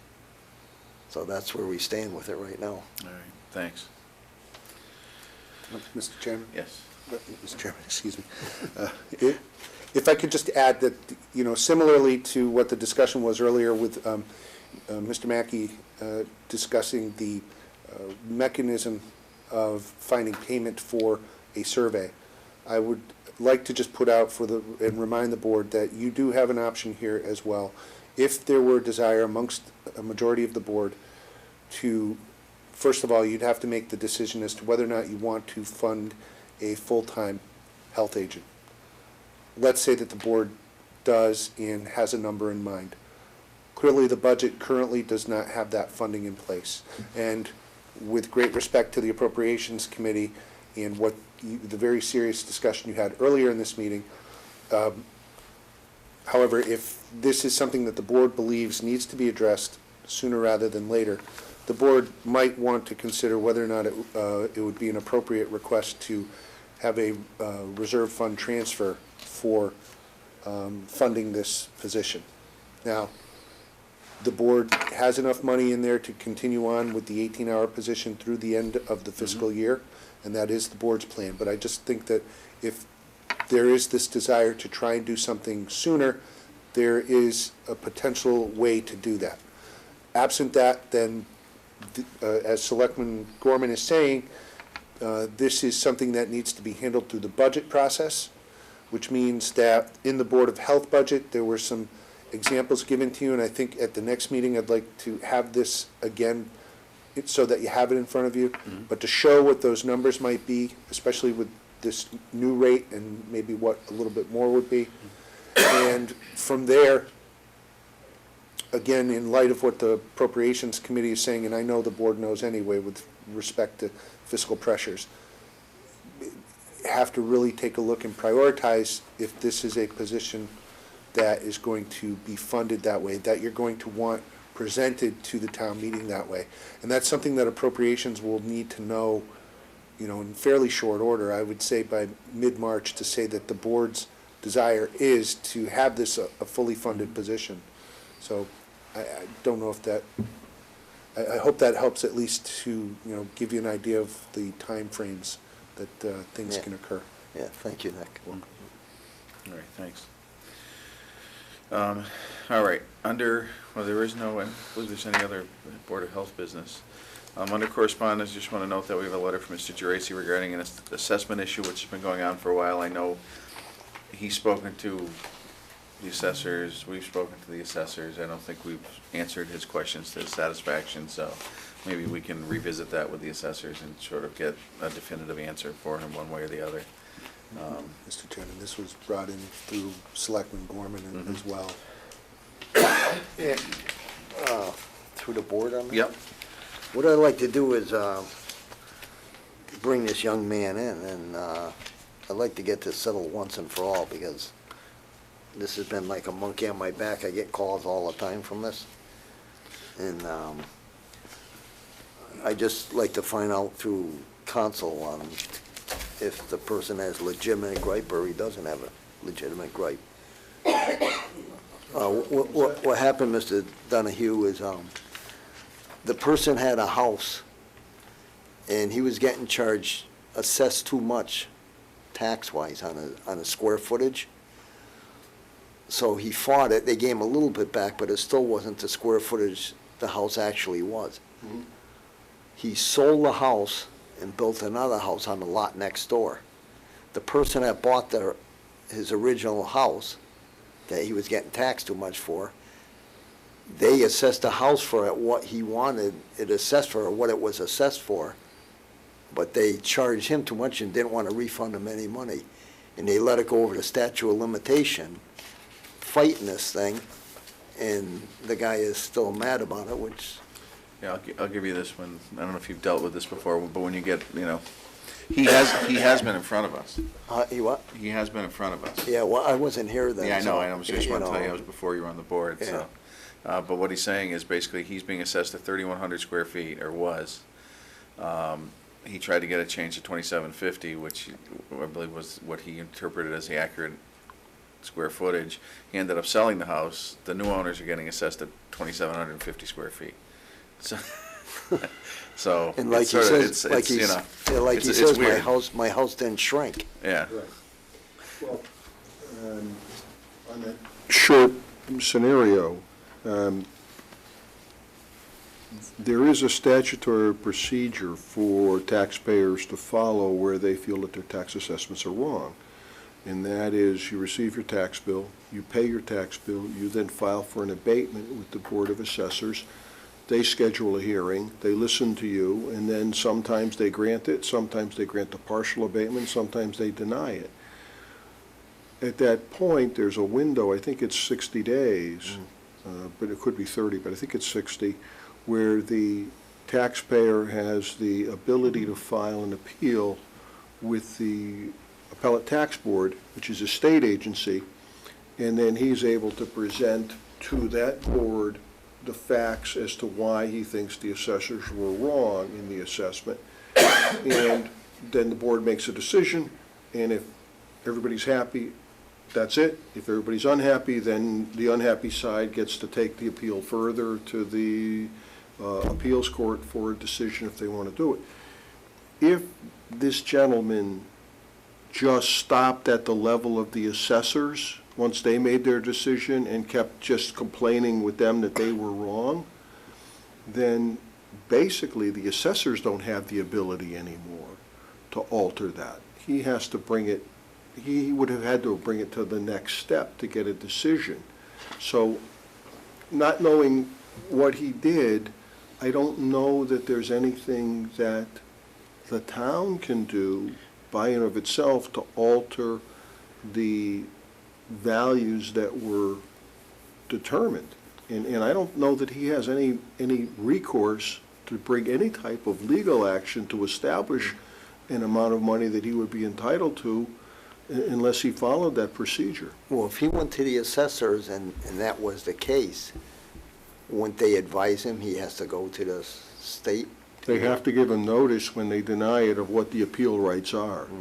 In the notice of denial or partial abatement, there's a statement indicating the statutory sections that are applicable and that he has a right to appeal to the Appellate Tax Board within a period of time. And I would think they would have given those notices out, because normally they do it when they deny an abatement.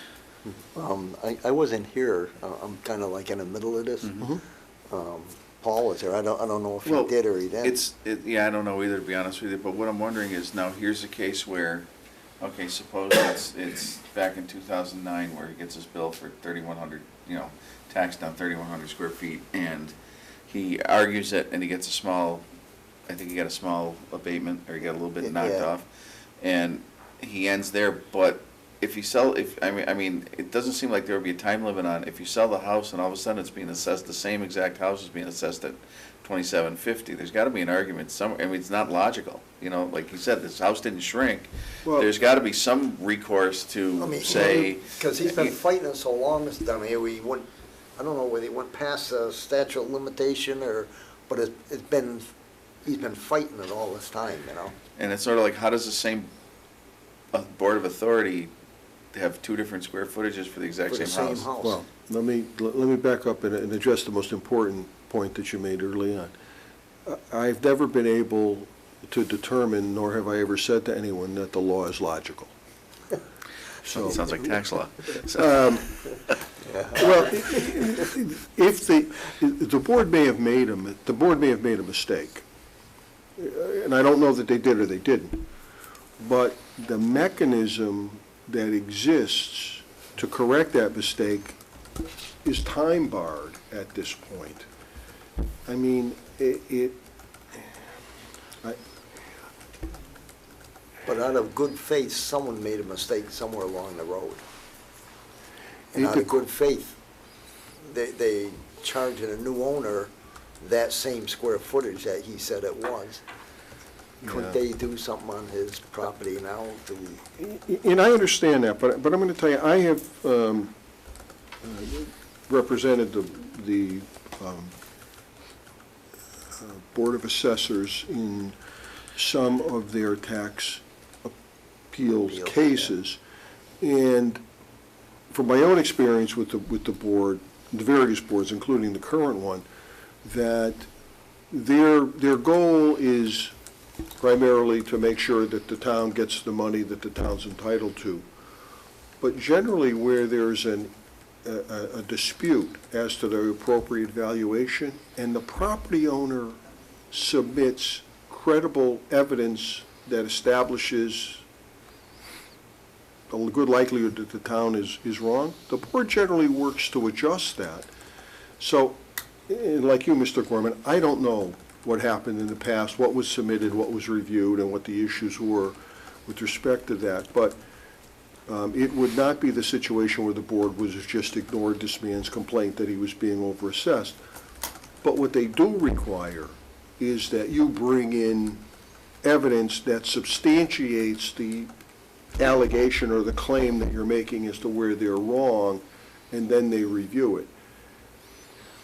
But at least that's my experience, and I don't know that that Yeah, happens. but the new owner being charged, that's evidence enough.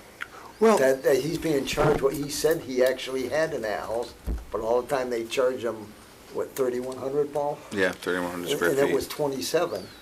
It I mean- is, but if his rights as to when to bring the actions to correct the inequity that the town has made, or the mistake that the town's made, don't flow from something that someone who bought from him corrected somehow. He has to move forward in that limited 60 or 90-day window to pursue his rights to get it before an independent board, the appellate tax board, to review what this town did to say, no, you're wrong. Here's we measured it. Here's the square footage. This is the square footage of the house. Your card says it's X. The actual square footage that this surveyor is testifying to or architect testifying to is Y. And if you do that, generally the appellate tax board is going to say, well, if the property owner has maintained his case and you overassessed it, we're going to reduce the assessment accordingly. And so that's why I'm a little confused as to how it didn't get corrected at that level. Yeah, my knowledge of it, Ms. Donahue, is from talking to this guy, they busted his rear end so bad, and they had a little animosity going between them. They told him, don't come back in here with this again. And it went past the time limit that he had to file. Yeah. Trying to get it settled within our own office here. And so it ended up, I mean, the new owner gets charged 2,700 square feet, and this guy, that's all he wanted in the beginning. Like he says, my house didn't shrink, Mr. Gorman. And I go, yeah, I don't think it did. So, couple questions. First is, it doesn't sound like there's anything that we can do, There is nothing we you as a can do. board. Is there any way that you think that because of, it's sort of an, I don't want to say extenuating circumstance, but because all of a sudden you find out after the fact that this house, when it was sold, was the taxes were based on the figure that, is there any way the appellate tax board or tax court would look at that after the time limit, if you will, is up, because it's an extenuating circumstance? No. Their jurisdiction is limited strictly by statute to having the appeals filed within the time frame from when the assessment is made, the appeal is taken, and then from the time that a decision is made by the Board of Assessors, the appeal's got to be made within a certain period of time to the appellate tax board, or they're barred. Is there any way we can find out if he has any recourse anywhere? I mean, it's not logically, you would think he would, but, well, as you said about logic and I would say government. we would need to take the assessor's file and go through the file document by document to see what was done, what was filed, and what actions were taken. And then, because if there was an appeal to the appellate tax board, the copy of that will be in the board's files where there was a determination. But I would suggest to you, too, that you have to be careful with these types of cases. And I understand Mr. Gorman's situation because, people come to the Board of Selectmen thinking you guys control everything in the town, and you really don't. You control the boards that are under the departments that are under your jurisdiction, but you've got other elected boards that you guys can battle with, but you really don't have any control over certain areas.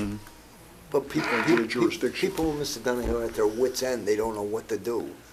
So they come to us, and and I came on here to make the wrongs right. And I definitely think this is wrong. When a guy got 2,700 square feet all the time and they charge him 31 and he tried to fight it. And then the new owner, they're charging 2,700 fair feet. I would suggest probably that if that's the case, if the board wants to go forward and get actively involved in this, which I don't recommend, because every time someone gets an issue with an abatement being denied, it's going to end up in the lap of the Board of Selectmen looking at it. It's not a good precedent for you to get involved in the areas of other boards where you don't really have any jurisdiction. But if for your own information, you wanted to review the circumstances of this fellow's situation, if you could ask the administrator to get a copy of this person's file to your office, we could review it, tell you what we see happened and what the results were, and determine how much money, if any, he might have been overassessed, or find out how it happened, to give you an explanation. And then at that point, perhaps discuss avenues that might be available to get some type of compensation for this guy. I mean, to give you a good example, we overpaid some people in town here. But the town went after them to get the money back. Mm-hmm. In this situation, the town charged this person for more square footage. Why doesn't that person have the right to come back and say, hey, you made a mistake here, you gotta make it right with me? Even in the example with the town going after people for compensation that was incorrectly determined, there is a window during which the town has to make that demand and take action to recover those funds, or the town is barred and can't do it. So it's the same situation here with this individual. His window to do what he should have done would seem to have ended some years ago, and now you're being asked to try to come up with a means to correct that situation. You're not going to be able to get an abatement for this guy unless, again, the legislature can do anything it wants. So if the legislature were to pass some type of special bill, he wanted to go to his state legislature and talk about him getting some type of authority for some compensation, that's something he might want to do if he could do it. But again, the problem is that there are so many nuances to these types of issues, and there are so many people out there who have abatement requests either denied in full or denied in part in a given year, that it would create a very cumbersome and time-consuming precedent if the legislature took every one of those applications and filed some type of special legislation to get it approved. Yeah, I understand what you're saying, but this was just so flagrant. I mean, this isn't your mill-to-run person that's just filing for an abatement because they thought they got charged too much because they don't have this or that, and they charge them for it, you know? I mean, this is a... The interesting thing I would be mad myself if it was my house. You? Yes. I don't know. I urge you to even-tempered a guy for that. I think that to answer your question, to answer the question you really want to know, is there anything that the board can do for this person, or is there anything that he can do to direct them to a recoup legislator? What he thinks he was inappropriately deprived of? The only way that I can answer that question honestly is I got to look at the file, and I got to try to figure out what happened and give you a report. And I don't know if you want me to do that, but if the board directs me to do it, I'd be willing to do it. I would think it might not be a bad idea, because just in case we find out that somehow his due process, if you will, wasn't, in other words, the steps that he was supposed to take after being denied weren't given to him, then at least, I'd be glad to do that, but I will tell you that my experience in general is that municipalities make mistakes. People are human, employees of municipalities make mistakes.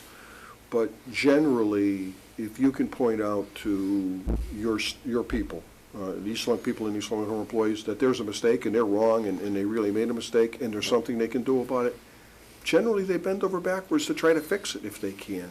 So there's something that is missing here in this picture, because I don't know what it is, and it may be just a fact that I don't have, but in the normal course, in my experience in dealing with all the boards, including the Board of Assessors, if somebody comes in and says, hey, you're wrong, and here's why you're wrong, and they look at it and they say, you know what, you're right, they don't just dig in and say, I don't care, I'm not changing it. Yeah. You work to change it, because that's the type of community that you are. So, I'll have Nick make the request, and we'll get the Okay. file, and we'll review it, and we'll get All back. right, yeah, Yeah, I that sounds good. appreciate At least we'll have some, Yeah, and could you get back to me on that? I will. So I could. Yep. no, don't go anywhere.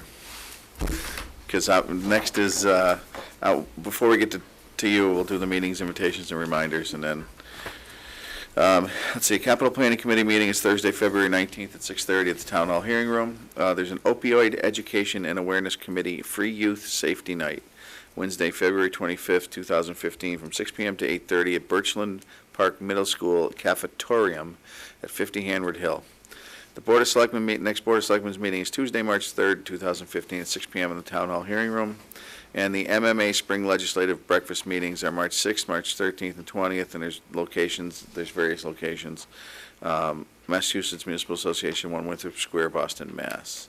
Mr. Chairman, if I could add one meeting invitation that's not Sure. on there. I was communicating late in the day with the town administrator in Ludlow, Ellie Villano, and she had sent out an email, I believe you were perhaps CC'd on that, and they want to schedule what is called a Regional Boards of Selectmen meeting, for the benefit of Selectman Gorman and those perhaps watching at home. The regional boards consists of 5 local towns: East Longmeadow, Hamden, Wilbraham, and Ludlow. And it's been quite some time since there's been a meeting. The date that was proposed was February 10th, or rather March 10th, but that is a date that the Appropriations Committee has asked the Board of Selectmen to come to a joint meeting as part of the budget process. March 10th. So I emailed her back, let her know that the board's general schedule would, every other week, and I believe she's going to see about whether or not they could schedule something on a Wednesday or Thursday, or maybe the 24th or something like that. I should have more information at the next meeting. All right, thanks, Nick. That'll be in Ludlow?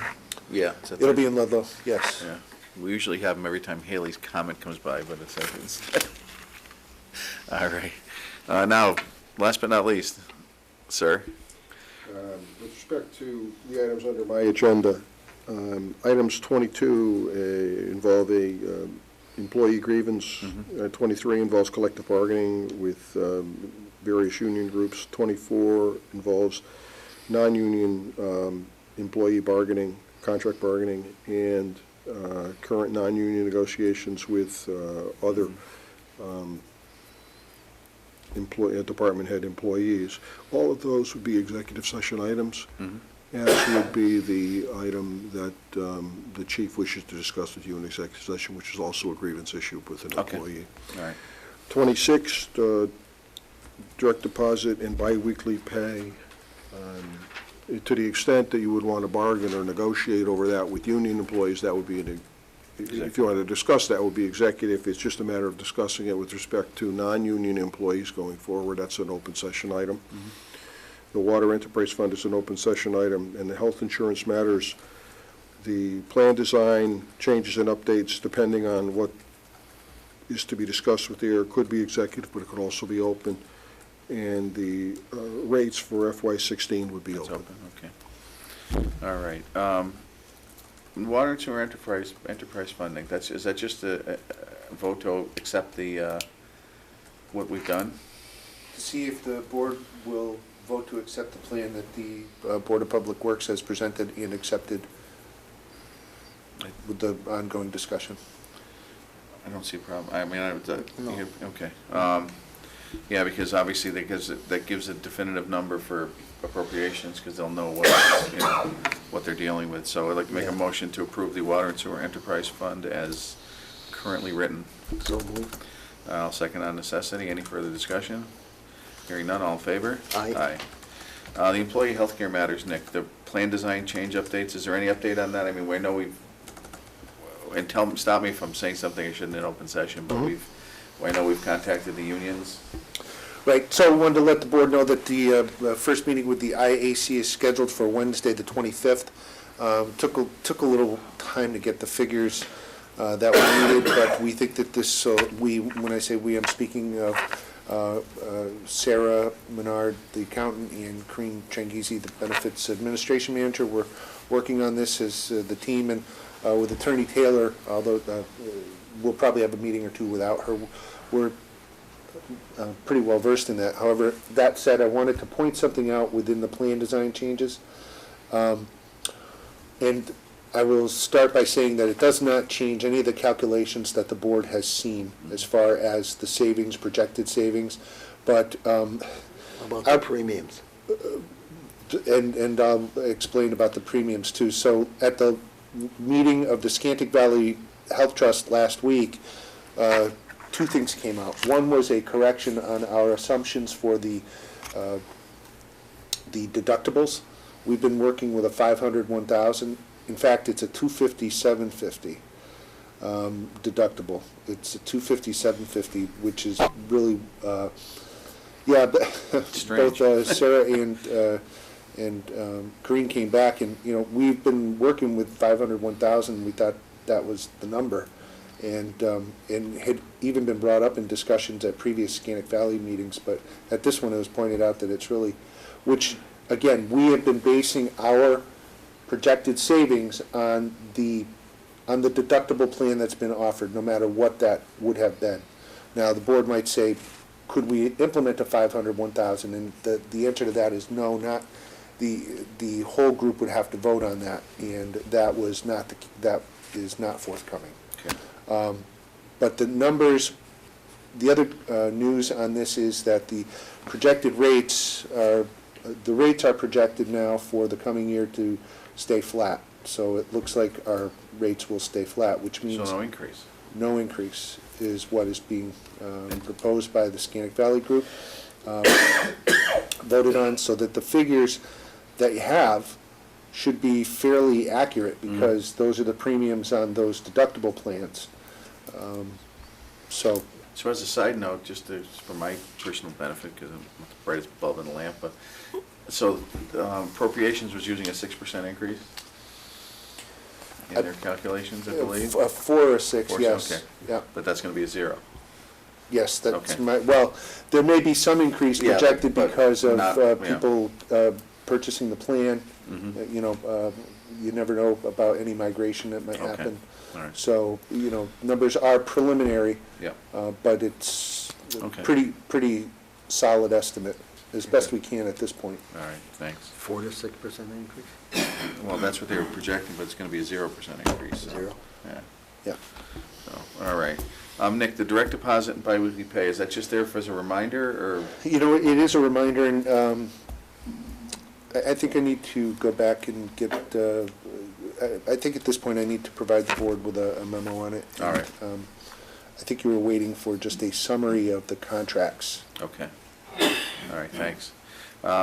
Everything else being executive, I'd like to make a motion to move into executive session to discuss matters of union and non-union contract negotiations, and also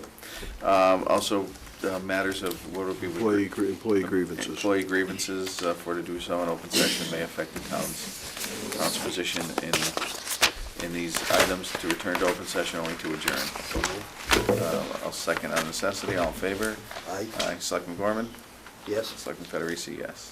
All right.